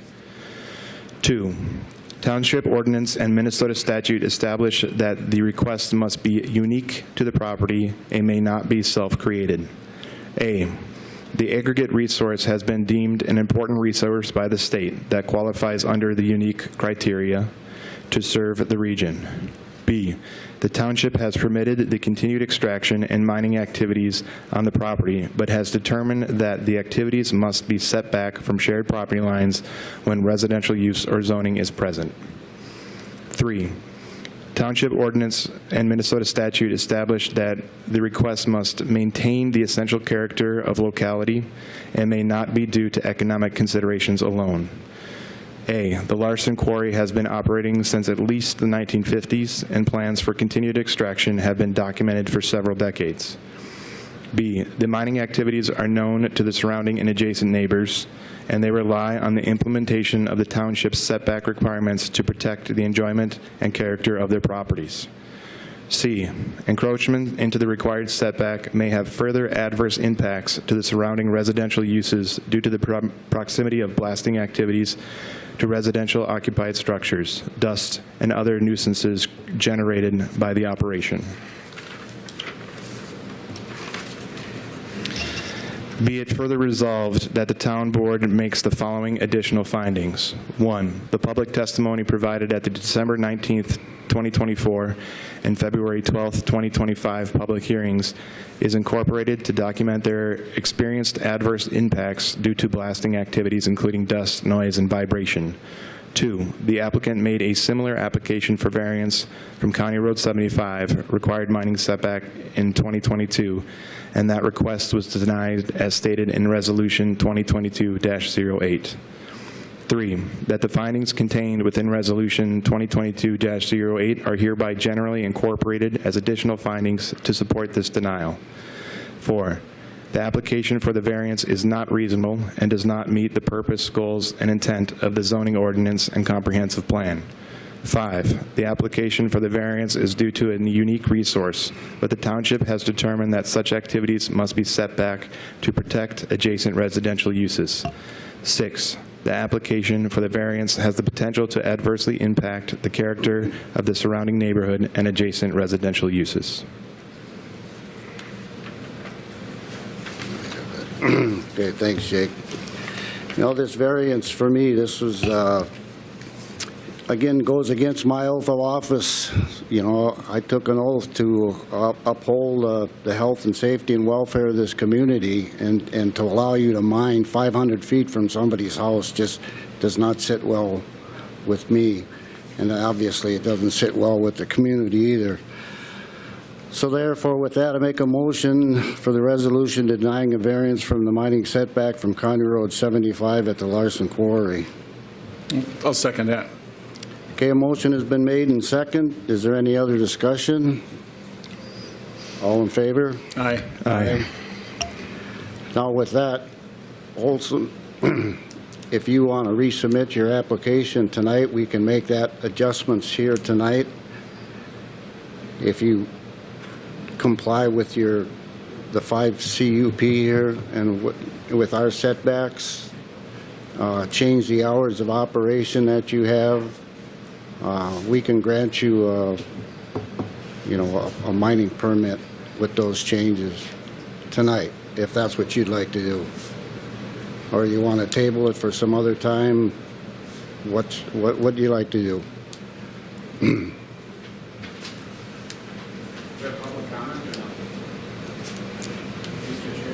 What's that? Is there public comment? Do you have a public comment, Rick? Not at this point, no. Deny it. They can reapply. Township has rules to follow.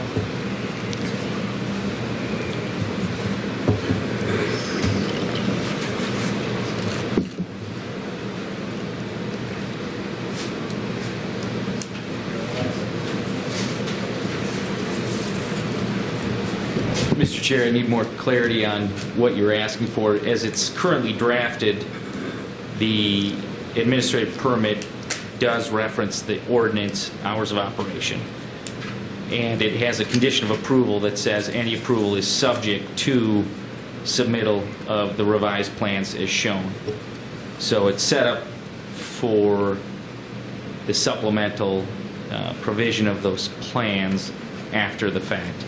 Any approval is subject to the revised plans. So you're saying you're going to come back with revised plans then? Is that what you're saying? That's what it is currently drafted as. So if it is adopted as drafted, we would supplement the plans per the conditions. Well, you got me confused there. It ain't, oh, Could I clarify? sure. So the administrative permit draft that is in your packet this evening specifically states that the applicant must submit an updated operations plan that complies with all of your ordinances. Okay, And that it will not be executed until such plans are received. okay. Correct. Yep. So you'll get them back to us for next month then? Correct. That would be the intent. Sounds good, okay. Who's this guy?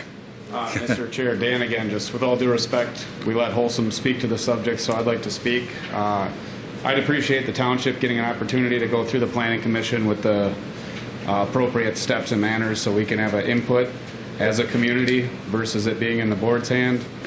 That's the way our ordinances are read for a reason. So I would appreciate a denial of the application and have them resubmit a permit through the proper chains. Thank you. Sure, I would agree to that.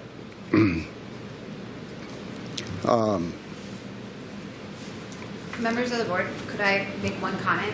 Sure. The administrative permit did go through the planning commission and they did review it. So the draft permit was in front of them in conjunction with both applications. So just to clarify that the administrative permit, the annual permit did not bypass them. All three of the requests were in front of them, just to clarify. No, but Yes, if they submit a new administrative application, it has to be reviewed before we would approve it. It has to be reviewed. Yeah, Mr. Chair. And can I I'd like to run it by clarify? As it's proposed, the only changes are the red line changes in the administrative permit. It would be eliminating the two northerly requests related to the northern reserves, eliminating amending the plan to eliminate the variance request and eliminate the non-conforming rights, and that the hours of operation would be consistent with your ordinance right now. Yeah, the hours of operation, Monday through Friday, 6 to 10. Now, we've always granted extra hours. Anytime you've asked extra hours, we can do that at that time too, if you'd like. I mean, we've always been accommodating that portion of it, but And we'd that's like our to understanding. review that further at that time, for the extra hours. And that's why we're comfortable with that condition as it's drafted. We understand that the town board has always accommodated those Can I requests. ask as a resident, I don't know if there's something on the screen we can all look at, like what are we all agreeing to if this moves forward? I realize there's contingencies, I think there's confusion on what's going to be Want to see a approved. map? We want to see this from scratch again. Nobody's had a chance to review any of this stuff. I got a question for Eduardo. Eduardo, did that administrative permit go through the planning commission? I don't think it did. You never saw this, did you? Good afternoon. No, we have not seen that documentation until today. As a matter of fact, it was referenced today. There may have been a when we have not seen we don't have a original or revised. We haven't seen it. It was in your packet with a 15-page Well, you got a staff different report. one than me. No, that didn't go. There's no revised one. The application was made November 4th with all three applications in them. That was passed to the planning commission Okay. there were two staff reports. The first staff report was for the variance request and for the non-conforming rights. Okay. The second staff report was the administrative permit, which was a 15-page staff report, or 10-page staff report. Got it. The And applicant's materials were in both of those. All three of them were in front of the planning commission. and what was our action We recommendation? recommended denial Exactly. because the permit matches, the way it was drafted was it matched the two, the variance request Yeah, which- and and the non-conforming regs. Yeah, with all due You respect, all- you know, I understand. With all due respect, we did not consider the permit because we were recommended a denial. So we didn't look at the conditions, we didn't talk about them, we didn't discuss them.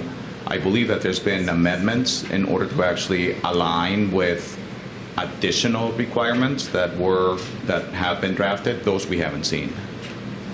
Well, who created this? You created this, didn't you? Yes, based on the recommendation of the planning Okay. commission to deny the variance and. After it went through the planning Correct, commission. which Yeah, is but- standard Okay, there, process. okay, we just solved it. This application was never to the planning commission. It was not- after the fact. To clarify, it's not an application. Right, yes, That's the permit. That's a permit. yes, the And same the thing you draft got. permit was in front of you, and you provided recommendations of denial. Denial. Based on the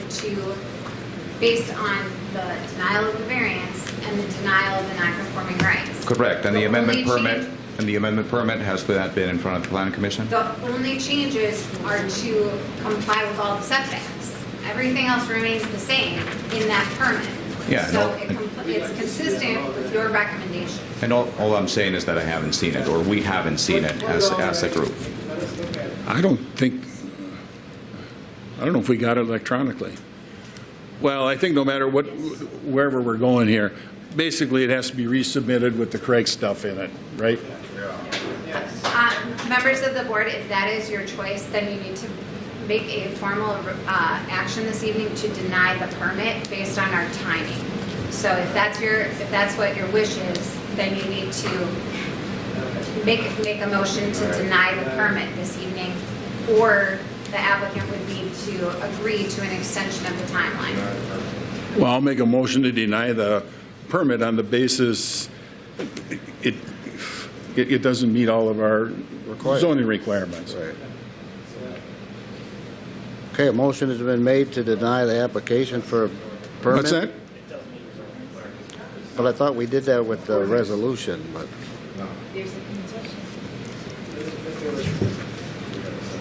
I guess my confusion is coming from, are the red lines that are proposed, or the change? So if you approve with conditions, what are the conditions that the board is asking Holcim to correct or update as a contingency of the approval? You want to see the map? Could we pull up the permit with the red lines? Do you have that? Permit with red lines? No. I have the permit. The document I sent today. Oh, yes. With the red. Mr. Chair, the conditions were never looked at by the planning commission. I understand they probably matched last year's. No, but- they match the recommendations of the planning commission. The planning commission's that we just recommendation held was on to December deny, 19th. and they recommended to deny it, so they made no But added. they made we can pull it up. Yep. And you'll see exactly what I'm talking about, which is they recommended to deny the variance, to deny the non-conforming rights, which is reflected in Yep. the permit. I understand that. As a member of the community, the situation, I think there's other things that have came since that meeting of hearing public discussion and things that the community may want to add into conditions as far as like water metering and different types of things that we would have a right. The applicant, the applicant could have applied like we've asked for every year to apply with a permit that meets our conditions so that the planning commission can stamp and approve it in a 30-day turnaround. It was their choice to not conform, and I think it needs to get relooked at with a new permit. Members of the board. I think we can. Yeah. Members of the board, I have the town attorney on, and he would like me to put him on speaker. Okay. And see if there's a way we can, I think that, if you're okay with it. I think there's a way we could do that, but we could, what Dan is talking about would be to do that in the new 5-year CUP Can't, we gotta hear you. instead. Well, I wasn't talking to you guys. I was talking You to went these through guys. and reworked the 5 permits, you guys would send us back and tell us to come back with one that met our ordinance. They want to be like us. This can only bite us in the ass. How could this, Slide something in there that we're not seeing. What's but the then it's like, downside oh, of you letting signed this- it. Well, that's what we're gonna look at. That's what we're gonna be looking at 2.5 when, months, it's not time to look into the permit. we can't ram this thing together in the last second. now? I mean, I don't understand. We got a lawyer on the phone? Why is... It's the town attorney. He's your attorney. Why are you so adamant? Why are you arguing with us? Well, I'm just trying to make sure you understand this is You're not. trying to help us meet our goals, though, right? Do we have a right to? Do we have a motion to deny the disagreeing with the permit? planning And then you quit commission? dialogue with the township attorney? He's been on the whole time. The motion's on the board. I think you He guys just can would act. like to say something. Well, let You have a right him, to go deny ahead. the motion. Deny. Well, let's hear what Dave has to say. All right, Dave. Jennifer, I hope the board can hear me. I don't know if they can, but I have you on YouTube live. I can't hear him. I don't think they can hear you. Hold on, let's try another. We're gonna shut the- yeah. Takes a while. Frank, pick up. Wonder if he's. Try what, that don't work. These work better. Yeah, try Dick's. Okay, maybe you can hear me now. Yeah, can you hear me now, everyone? There you go, yeah. Yes. Okay, I want to be, I want to make sure that the board has its options in front of it and is aware of potential pathways here on the issue of the mining permit. They include, number one, an outright denial of the mining permit if you choose, if you believe that the facts and circumstances support that. Number two, if the applicant is willing to agree to an extension of time to make modifications and send it back to the Planning Commission for their consideration, then it can go back to the Planning Commission with modifications and then to the town board. If it's generally not unusual if changes have to be made that a denial will be avoided and it'll be sent back to Planning Commission and then to the town board for review again with some modifications. But approach number two depends upon the applicant's willingness to extend you out for another 60 days or so to give you time for that process to work its way through.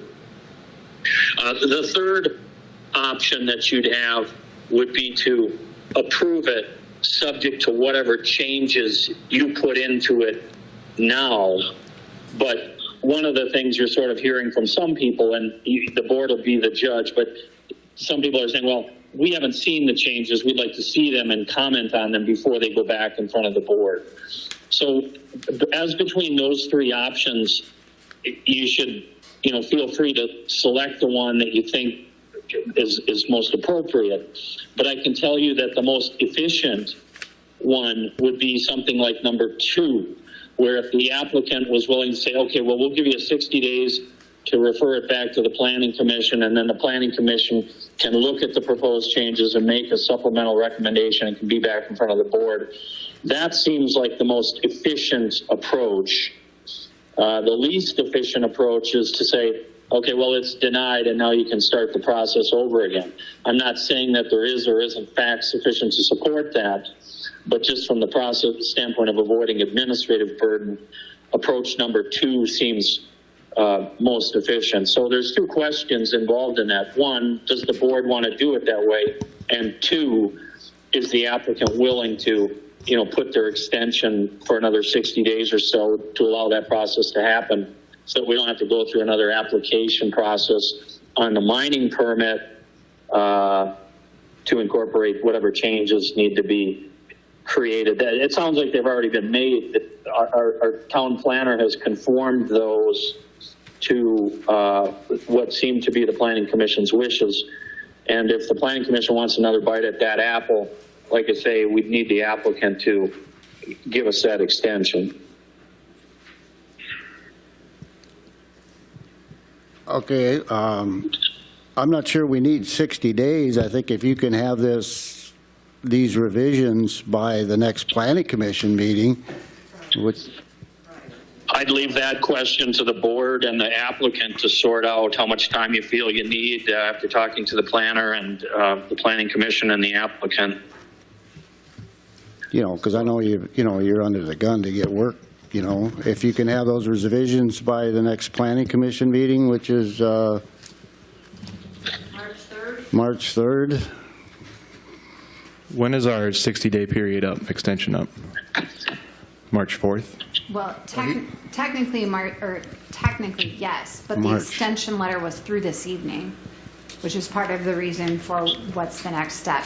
Either way, you would not take final action at the planning commission, so you would need the extension, because our 120 days is up, not just the 60 days. I understand, but we can also do a continuation of this meeting and reconvene on March 4th after the Planning Commission has a chance to review a new application. That is up to your discretion if you're. Yeah, I'm just throwing options out. Most So- boards can't meet that fast, so that's certainly. Asking for 60 or deny it, start it over. For who? It's not efficient, you know, like Efficiency would be for the the Holcim, yes. Efficiency would be applied to our ordinances last November. That would have been what's efficient for Holcim. Now it's in the township's interest to fine tooth comb, make sure we get our input on it. It's not, if they wanted to mine this year, they could apply with a permit overnight that met our ordinances. They've had them for all the years. Looking back over 50 years of this mine, I'm sure they've been plenty efficient. We don't need efficiency, we need it to be thorough. Make sure we're not gonna get bit in the butt. Because A 60-day. it doesn't benefit the township at all to make any special concessions at the last minute. You need to be thorough and look through this thing. We're not making any concessions at all. We're just asking them if they can have it in time for the planning commission this next meeting, or do they need the extension, 60 days? Board members, we have a permit here that meets the requirements of your ordinances. It meets your hours. It's very similar to last year. We're looking for approval of this. Concessions at all. We're just asking them if they can have it in time for the planning commission this next meeting, or do they need the extension? 60 days. That's what we're looking to do.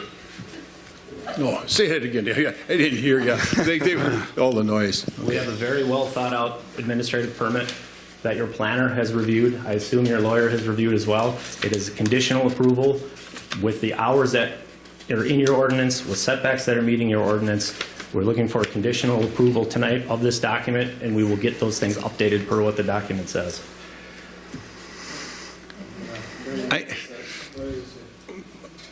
Myself personally, I don't know how we get to this, but when I went through this, there's just some stupid stuff in there, like it says Exhibit A, B, Exhibit C. I haven't seen anything that says Exhibit B and Exhibit C. It might say Figure 1, Figure 2. There's some stuff in here that's scratched out, some that's been added.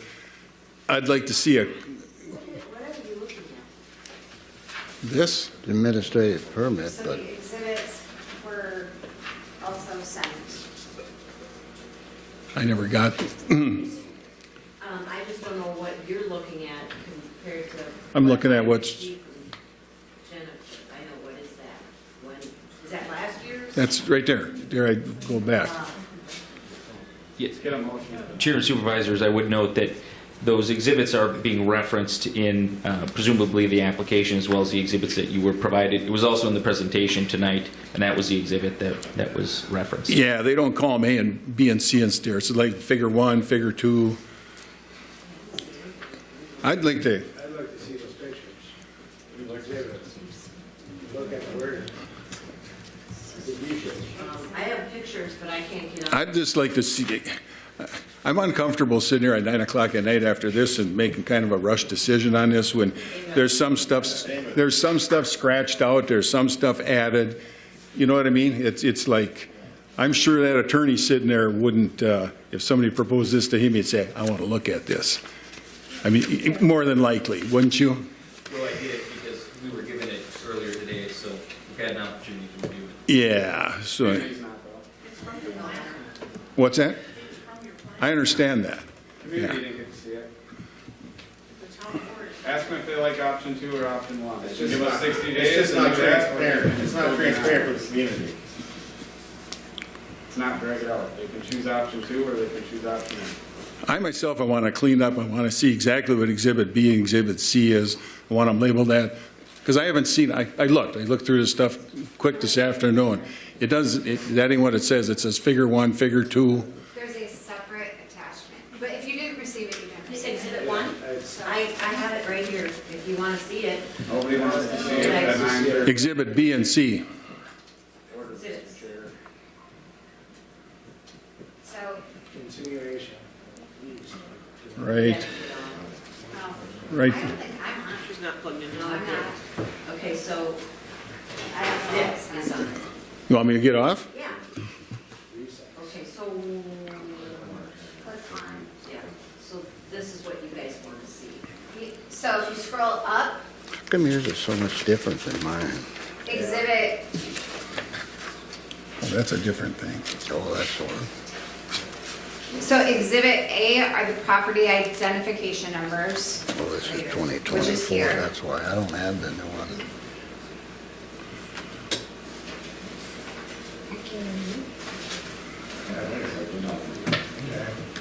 Exhibit A are the legal descriptions and property numbers. Exhibit B, Mr. Chair, per our attorney's advice, I'd ask that you'd either ask the applicant for option number 2 to give us a 60-day extension, or to give them option 1 and you guys deny. I don't think we're in the right setting to try and work through conditions and get approval on it. I think option 1 or option 2 should be on the table. And I think the question is just to the applicant if they would agree to a 60-day extension. I don't think we need to look at agreeance on the issue tonight. Scroll up a little bit on that. What's it say in the bottom, what it is? Figure 1? That's figure 1. Yeah, and here, and they're titled right at the top. There's a title. Exhibit C, it's very small on Is this that what screen. they say right now? The 2025 top, so that doesn't mean, I don't know what that means. The title is right here. Okay. no, see, I was looking at the bottom. Scroll up to the bottom. Well, that's a hell of a lot clearer to see. Okay, so Figure 1. What, I mean, it's bigger than, I will make it bolder. well, you can get, okay. doesn't matter. No, I'm just saying, Something new. I will make it bolder. I don't know what to, I mean, if it's on the top, Okay. left. It's 9:30 It at was night. very disappointing. I think this should be continued. You got a motion to deny, our attorney said he would support a motion to deny. Or you ask. I would, I don't want to put it out 60 days and ask for that. That ain't what I'm looking for. I'm looking for clean this up, get rid of the additions and subtractions, get these things labeled on the bottom where you can see them, get it all straightened out, get back here in March. Your permit runs until April. Planning commission and Through the planning commission Yeah. first? run it through the planning commission and then the board. Can you do that? That's what I'd prefer. However we get to that, that's what I want to do. I don't want to go 60 days. I don't want it. I'm not going to do this tonight unless I have to. You don't have to. Sure, Minnesota statutes 15.99 is intended to ensure a quick and expedient process, which is why there's a 60 and up to 120-day process. I understand that we still have remaining time on that clock, and we would welcome a decision within that 120 days under the state statute. And what is that date? What's the date on the calendar? March 3rd, I think, isn't it? I think it's the 4th. I have to double March check. 4th. It'd be March 4th. So you'd request an answer by March 4th? By the end of the 120-day clock, under 1599, we'll get you those documents. We can get those in the morning if they're very limited. And the conditions of approval do reflect your ordinance. So the modifications you've requested are already incorporated into the draft language prepared by your staff. And the correct maps and all that good stuff? That is a condition of approval, so we would submit those per the conditions of that language in those administrative permits that you have in front of you. Okay, because let's look at the back of this once here. I guess I did attach some things in here. Yep, there are the attachments. Okay, bear with me a minute here. Is this exhibit C that you're showing, is that part of the revised, or I'm still showing 2025 potential mine, sorry, Dan, and 2025 topsoil, is that what's like? Exhibit B must be Since revised for I'd like to remind the board, So Mr. Chair, Board member, I'd like to remind you guys, you work for us, not them. I think you've heard the public very clearly. They'd like either a motion to deny or a 60-day extension. The applicant wants one in 120 days. That's their choice. So that leaves you with option number 1, to deny an application that was submitted against our township ordinances, does not comply with our ordinances. So the motion to deny that permit is a perfectly legal option, and they can apply with even this same permit and re-give us the time to start. It doesn't need to be on their terms. You guys work for us. So Well, this I don't saying think- we need an action, or we need to do March 3rd. The community wants time to sit at a table and look at this stuff. It's their choice to apply with a permit that doesn't comply to our ordinances. I don't think we need to run this out that long. If they can get it to us on a timely manner, we can look at it, we can continue this meeting, and the Planning Commission will have plenty of opportunities to go over it and make any recommendations that they might have. I have a question about the time frame. If the time frame is up on March 4th, that's not enough time for it to go to you guys. The Planning Commission can see it, but March 4th is the end date. You guys don't meet till the following week or so? Right, so we're talking about a continuance of this That's why we meeting, can and we'd continue reconvene on the 4th. So it'd be a continuance of the February Right after meeting. Planning Commission. And we can meet at, Why would we put ourselves at risk? I don't see how we're putting ourselves at risk, Dan. We got time to look at this thing.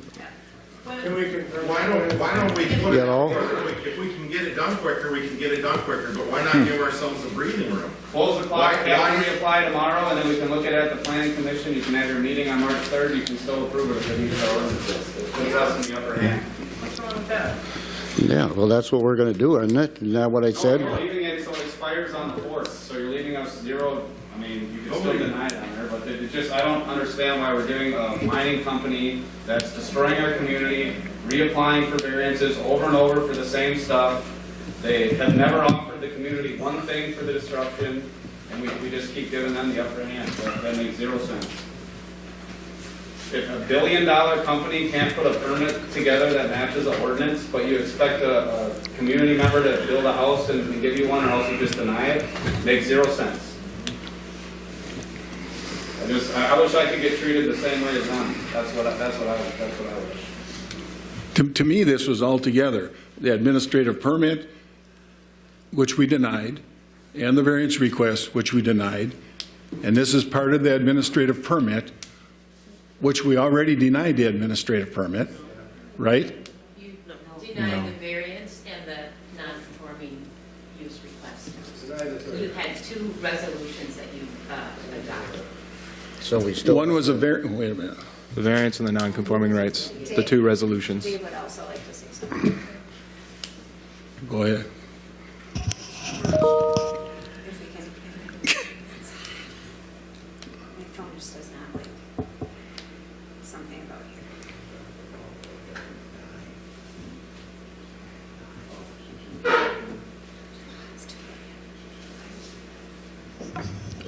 What happens if we just plain deny it? What's, Dave, the attorney would like to say something, but my phone is getting mad again. So, hold on. Have them call me. I can't even get it to hang up on it right now. Can I speak for a moment? Sure. Dave, if you can hear me, hang up, and does he have your phone number? I'll call him. We'll call you in just 1 minute. So tonight, you guys adopted resolutions to deny our recognition demand for non-conforming rights. You denied the variance request. Jennifer, your planner, has taken the administrative permit. She has removed the language that referred to non-conforming rights, removed the language that referred to the variance request. She is saying that we need to modify our maps that were in our permit application to reflect that we're showing complete 500-foot setbacks as per your ordinance. We have agreed to do that. That is the administrative permit that is before you tonight. So the red line changes, which are actually blue in your documents, those are all Jennifer's changes so that that administrative permit that is written is abiding by all your ordinances. Yakking right now. Your setbacks, it is not recognizing the non-conforming rights that we asked you to recognize. It is not recognizing the variance that we asked you. That is in conformance with your ordinance. That's the administrative permit that she gave you this afternoon. Okay. Okay, you want to talk, Dave? Okay. Okay, hang on. Okay, hang on here. I'll put you up. I got to put my phone right by the speaker. Okay, go ahead. You and I propose. Got the speaker. Oh. Amending whether or not you do that within 60 days, or you have a joint meeting between. Oh, hey, Dave, start over. I didn't have it on speakerphone. Okay. I laid out option 2 and arbitrarily suggested 60 days to allow you to complete your business. Phil has noted that you think that, that it could be potentially done before that first week in March when the timeline runs out. It would be my recommendation that if you can manage, for example, a joint meeting between the Planning Commission and the board, or a meeting by the board to consider it before that time, that you go ahead and do that.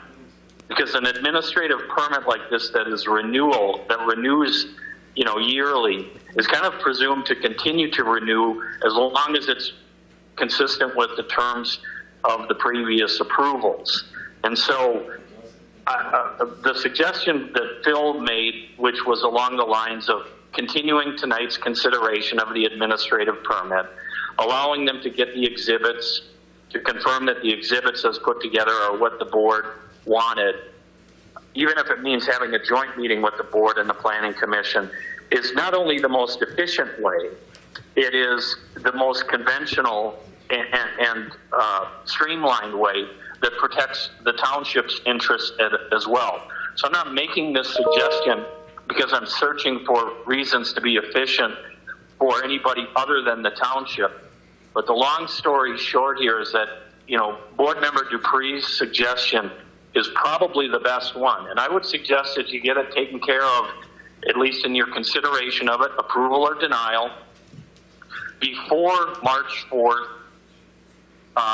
perhaps on March 3rd or some slightly earlier date. And the reason for that is there are some complexities involved in the counting with holidays and other things. And I really don't want to bump up against the deadline when we don't have to. So, again, long story short, be my recommendation that we simply come to terms with the language of the permit as recommended by the planner with the exhibits that you're suggesting. We have a joint meeting of the Planning Commission and the Town Board if that's what you want to do, or simply a meeting of the Town Board, and you take action on it up or down before, say, before the March 4th deadline. And so I hope that that's clear and made sense. I apologize for the communication difficulties. No, we understand that, Dave. That sounds... Can you hear Phil talking? Yeah. Okay. Yeah, I agree. I think if we can have a joint meeting with the Planning Commission prior to that and get more public input at that same time, I think that'd work. I just do. So. Yeah, and I'll just add, the Town Board, it's just not accurate to say that the Town Board's decision on this front has to be driven by one view or the other. The Town Board has a job to balance and evaluate and to consider these things from all sides. And so whether or not you approve it or you deny it is at this point somewhat beside the point. But I think that you can give it a full airing in the way that Commissioner Dupree suggests, Board Member Dupree suggests. And so I'd encourage you to do that. If the Planning Commission can meet with the board, great. If the board decides it wants to handle it by itself, it can do that. But I think you go forward on that basis. Thank you. Dave, I have a question, Dave. You mentioned protecting the township's interests. If we were to deny, can you play out some scenarios of what would happen following? For example, does Holcim have a path of appeals with the county regarding the permit?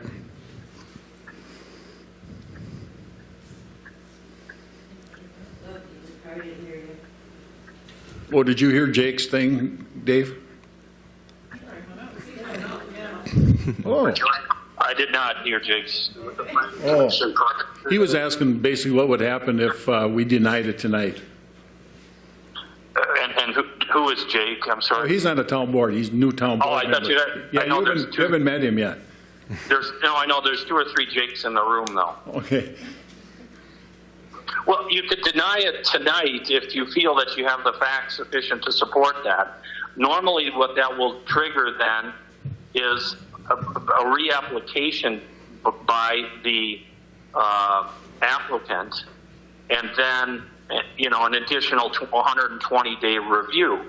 But when I say that, I would point out to you that a conventional renewing annual permit is generally reviewed administratively for compliance with the conditions, and barring some egregious uncured violations, they're kind of continually renewed. Now, it doesn't mean they're expanded, doesn't mean they're permitted to do violations, but normally speaking, if these are simply our housekeeping items such as correcting a proposed setback incursion or making sure we've got the right exhibits, that's normally handled within the 120-day deadline, or it's handled on a short extension granted by the applicant.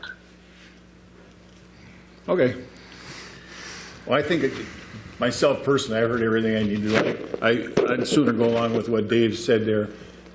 Get this thing straightened out, we'll have to set a date here when we can meet and get this straightened out. You have to post So we would continue. Yeah, we'll take care of that.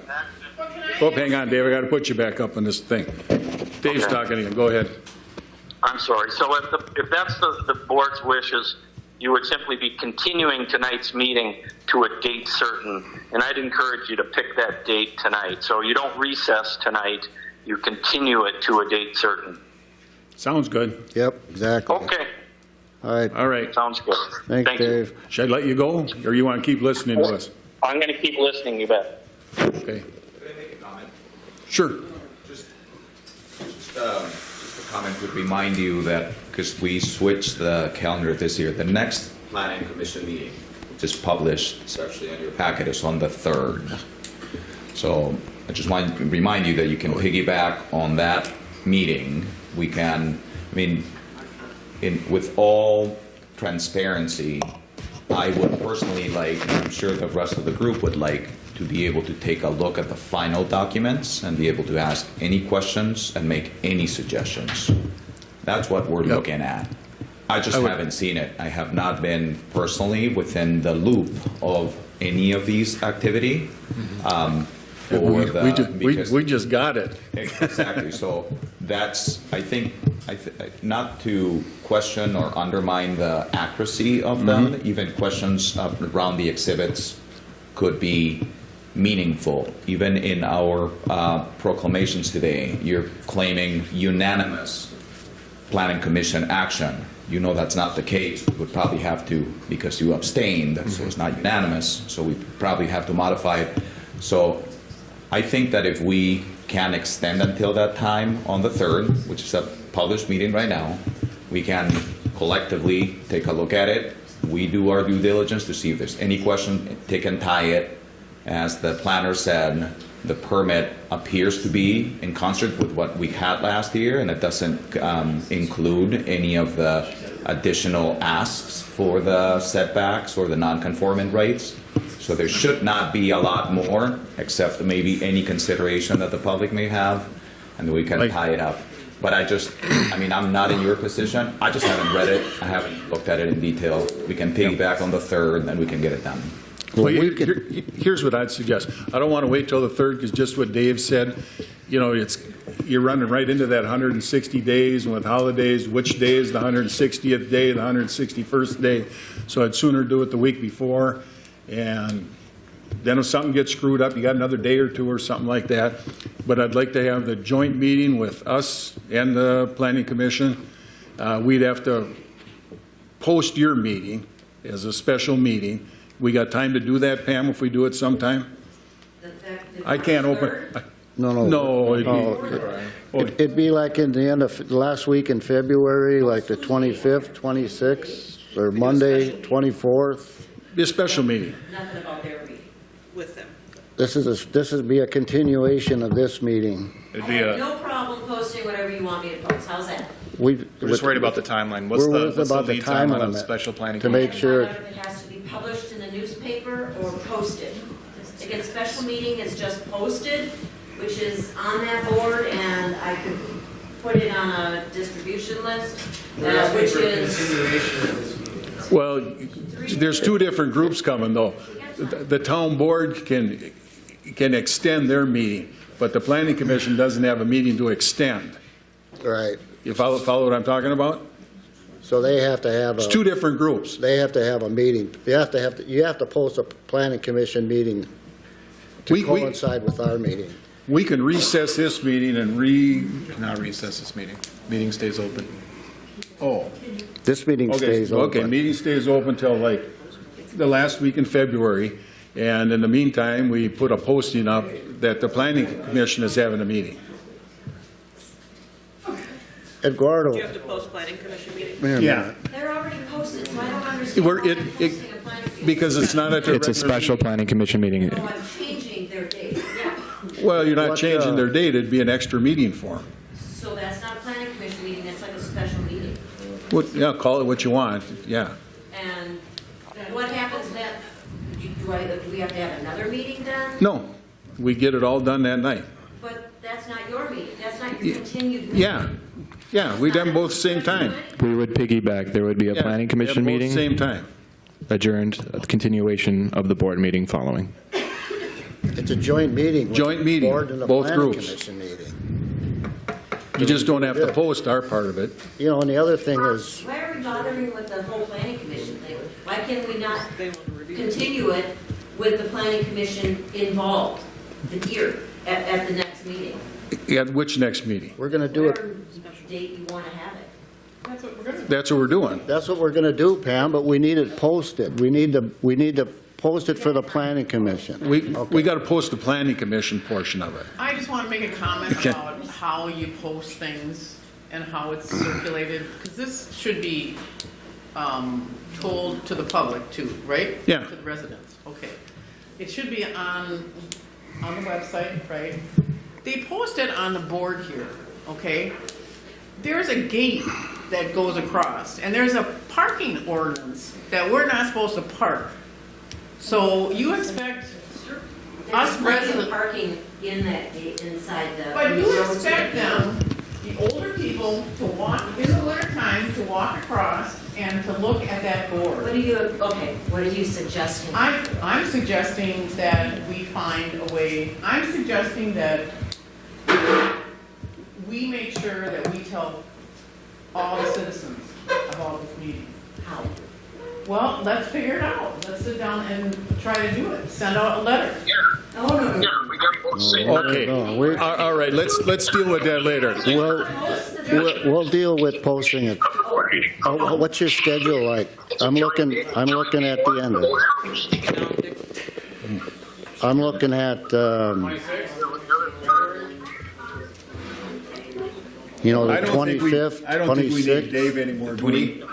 No. The 25th would be a Yeah, Sunday. Dave, you still there? I believe the 26th is a Monday. We can. You want to convene do on- it Monday or on Tuesday? Dave, are you still there or not? The I 26th? apologize. I don't think we need you anymore. We just gotta 24th get is a meeting. Monday. We're gonna do what you How about suggested. Tuesday, the And 25th? I'll let you go, and if we need you back, I'll call you. How's that? Will that work for you? I just want to be Yeah. clear. Okay. My recommendation would be to recess this meeting, and if How you about the wanna have a 26th, special meeting with the Wednesday? planning commission at that same time, you And We've got a new member. what we can do is, once once they submit once you guys submit your new one, we'll get that to you guys right away. Okay, you know what? Let And me then put you you'll back have on speakerphone. I'll let you ample say the time same to look thing it you just over told me. prior How's to that? the meeting as well. Okay, I'm going to put Dave back on here. Okay, go ahead, Dave. So here's the recommendation for how this would be handled from an administrative standpoint. And this recommendation is made with a view to public notice requirements, the complexities of the 60-day rule, and everything else. It would be as simple as this. If the board will recess this meeting to a date certain that it now picks the last week in February, that's a good baseline. That's the good starting point for it. We picked that meeting for the town board. At the same time, in the next couple of days, if it's the desire of the board to have the planning commission involved at that meeting, notice a special meeting of the planning commission for that same time, and you meet jointly. So we're just recessing tonight's meeting to, say, February 27th, and then you're noticing by posting a notice of a special planning commission for that same date. That teams up and aligns the planning commission and the board to meet on this permit, to have it into final form, and I'll entitle you both to comment and to take final action on it, yes or no, whichever you like to do. It gets us well within the March deadline, and no, it is not a reasonable approach to suggest it be done on the 3rd of March or the 4th of March, because there are counting complexities that I don't think the township should be plagued with. And so again, that's the recommendation. Town board specifies the date of its meeting, and then it notices a planning commission meeting for that same night. And that should allow us to wrap up the business here at the end of February. All right, Dave, that sounds good. I think, Mr. Chair, could I? Thanks, Dave. I'll make let a you go then. I'll recommendation hang for up. the How's that? Wednesday, the 26th? Is that Okay, bye. You want to do it on the 26th? Please. Okay, sounds good to me. Can we move it? 26th of February. Can we go like 24th or 5th? I'd sooner do it earlier in the week and say something gets screwed up. It's just that beautiful What did you say, Dan? Power for 26? 26. There you go. What's wrong with the 24th or 5th? They can't make it. Well, at night? That's a job that gets in the way. Well, we ain't helping with that. I mean, that's kind of a personal. All right, we're going to continue it. You guys can get this revised to us ASAP. We'll continue this meeting till February 26th, where we'll meet with the Planning Commission. 6:30? 6:30? 6:30. Could I, Mr. Chair, one more request? Since we would love to know the deadline for kind of what I would call the best and final on all this documentation that we can review. I know that you probably have certain versions of it. I don't know if anything, the planner needs to make any adjustments to it based on the conversation today, and or if the applicant would have to make any changes. I'd love to set a date for this is when the documentation is going to be submitted and not changed. It'll be submitted that night. From the we would need time to review it if possible. Somebody turn the heat back on.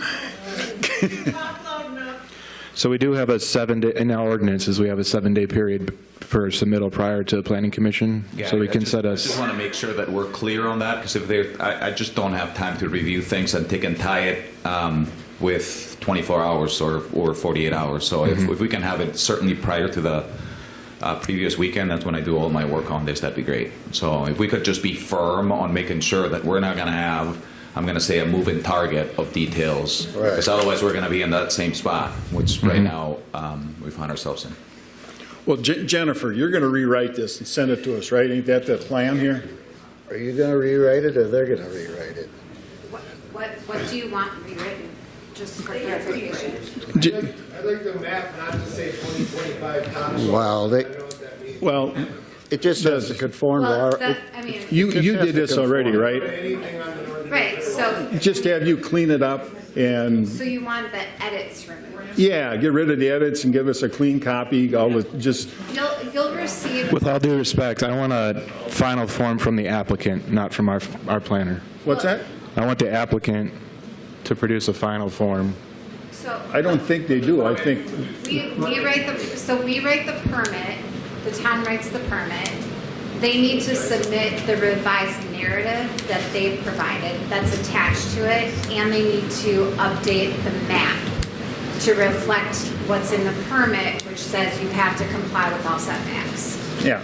The Word version the version you received has the track changes, it's called.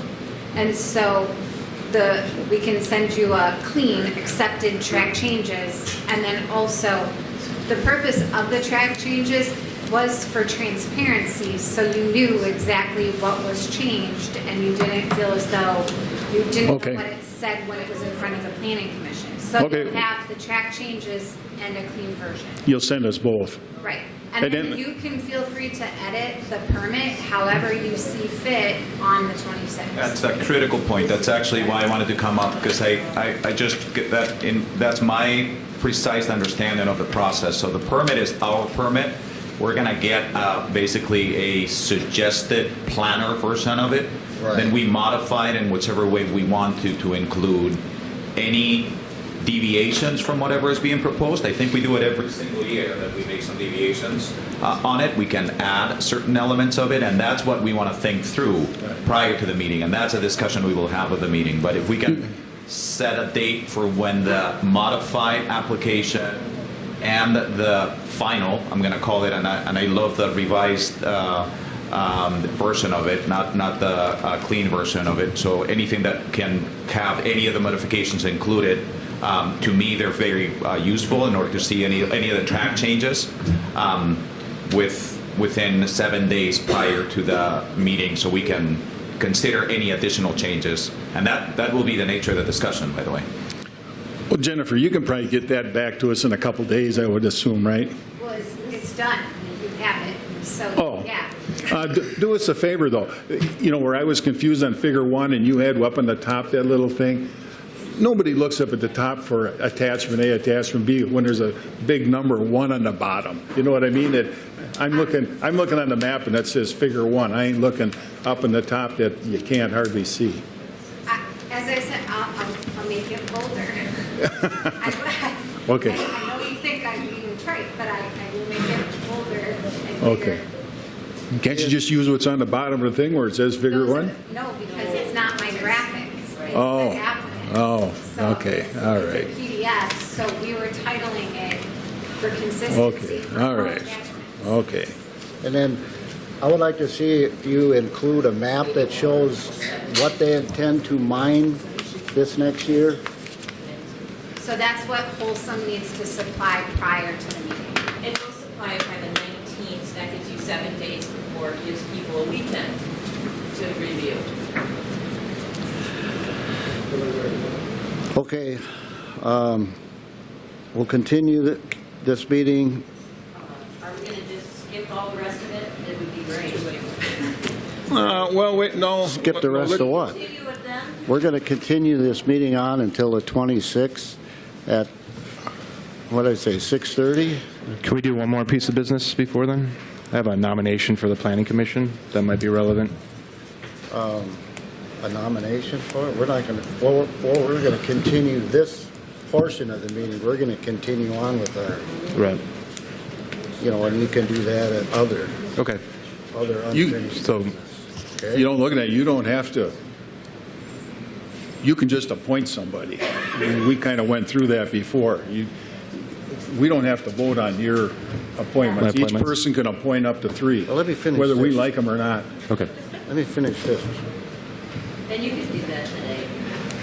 Yeah, I'd like to appoint Dan Oman to the Planning Commission. He's expressed interest. Well, not him. In the role. Yeah, you can just do that. Okay. Yes, yeah. I'm opposed. He has to formally accept, I guess, yeah. Okay. Right. Thank you, Dan. We're going to continue this part of the meeting until the 26th of February at 6:30.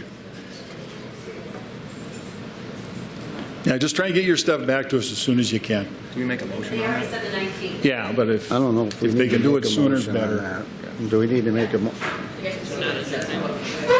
Okay. Pam, do we have to make a motion on the continuance? I don't think we need to make a motion. We can. It won't hurt anything. Yeah. Well, make a All right. motion. I'll make a motion to Well, we ain't- continue. We ain't quitting yet. But we're not Wait done till with the the end. meeting. Wait till Oh, the okay, end. got it. No, we're going to talk about the other 4 things on here. We only got a couple. Why can't we just do that then?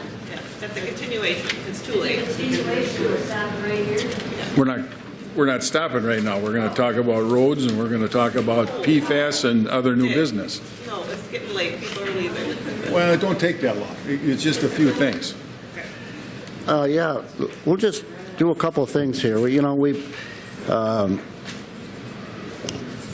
got the permit review. Do you guys see any changes in the permit review that you'd like to change at all? The fee schedule? The fee schedules for Let's- the permit fee schedules? Yeah, let's put that off till next month, then we're done with these guys, because I was looking at Denmark's, I compare some of the other ones with ours. Okay. There's no big hurry to change that.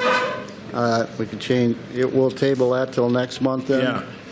Eventually, we're gonna need the schedule because we got stuff coming up. Yeah, we'll do it in March. New business, the Washington County Cooperative Weed Management Area Partnership Memorandum. Are they were looking for us to adopt their weed ordinances, or is that what that was, Pam? Basically, they want us to sign an MOU to, okay, it's this. Pam, keep your mic on. Your mic is on. Oh. Thank you. The intent of this MOU is to enhance the success of the cooperative weed management area for Washington County. It's a whole big letter of, they want us to adopt their weed management. I think it was okay, wasn't it, when I looked at it, because I don't remember. You sent it out to us. I don't remember there being anything to hire. You want to put that off till next month, too? Yeah, if you guys want to read through it and see if you got any issues. Okay, put that off till next month. Okay. The other business was road presentation from Washington County. The county came in with a list of our roads and dates that coincide with what needs to be done with each road as the years go by. Top coating and seal coating and all that other stuff. And they gave us a price for each thing that needs to be done. It was quite detailed, and it's really going to help us in the future to maintain our roads. And you put that online, too, didn't you? Or you were talking about it? I think we're going to get a digital website? version. You want it on the website? Yeah, I can do that. Okay. And that'll be out there for review. It was really helpful for them to take a look at this and give us timelines on what we need to do to keep our roads up and how much money it's going to cost us. It'll help when it comes to budgeting, so we know how much money to be banking for each year we go through. Really appreciated the effort that they put into it, and they did all that for free. Yeah. And I encourage you to take a look at it.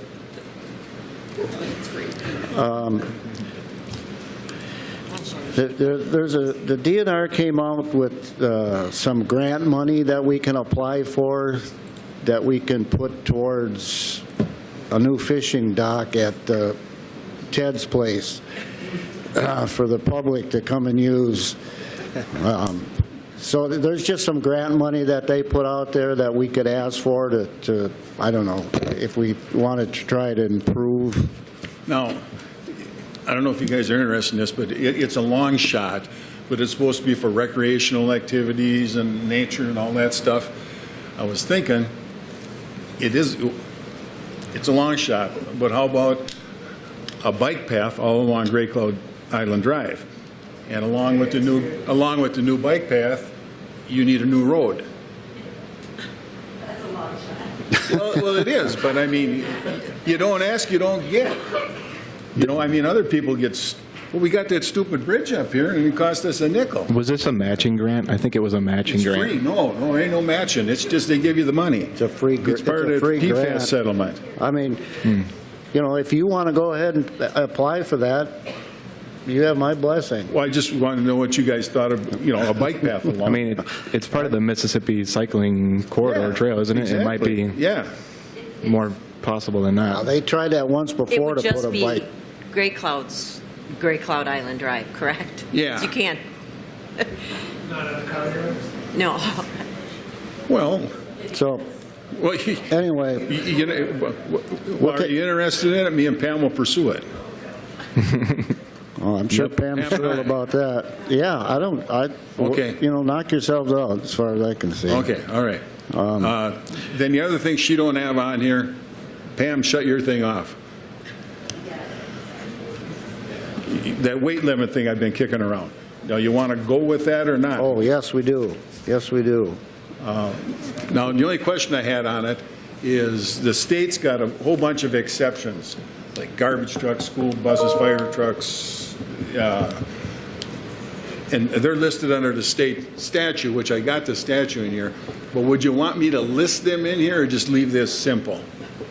The ordinance? Yeah, because if I put them in, the only reason to put them in is if somebody looked at it and says, well, geez, I can't do this or that. Well, yeah, you can. I would include them. Should I add them in there? Yeah. Yeah, it's just copy and paste it out of the state law. Yeah. You guys got the ordinance, right, Dave? Yep. The 62, is it? Or no? What do we put on it? 62. And we, Motion for this, okay? no, we'll have to have a public hearing for it, You have to have a public The hearing ordinance for the, for the ordinance, for the ordinance. for the ordinance. Let's do that during our March meeting. We'll just recess the meeting for a bit and have a public hearing on these weight limits, and we either adopt them or don't adopt them. Because I'd like to get it done in March, and I'd like to have signs up by the time road restrictions are done.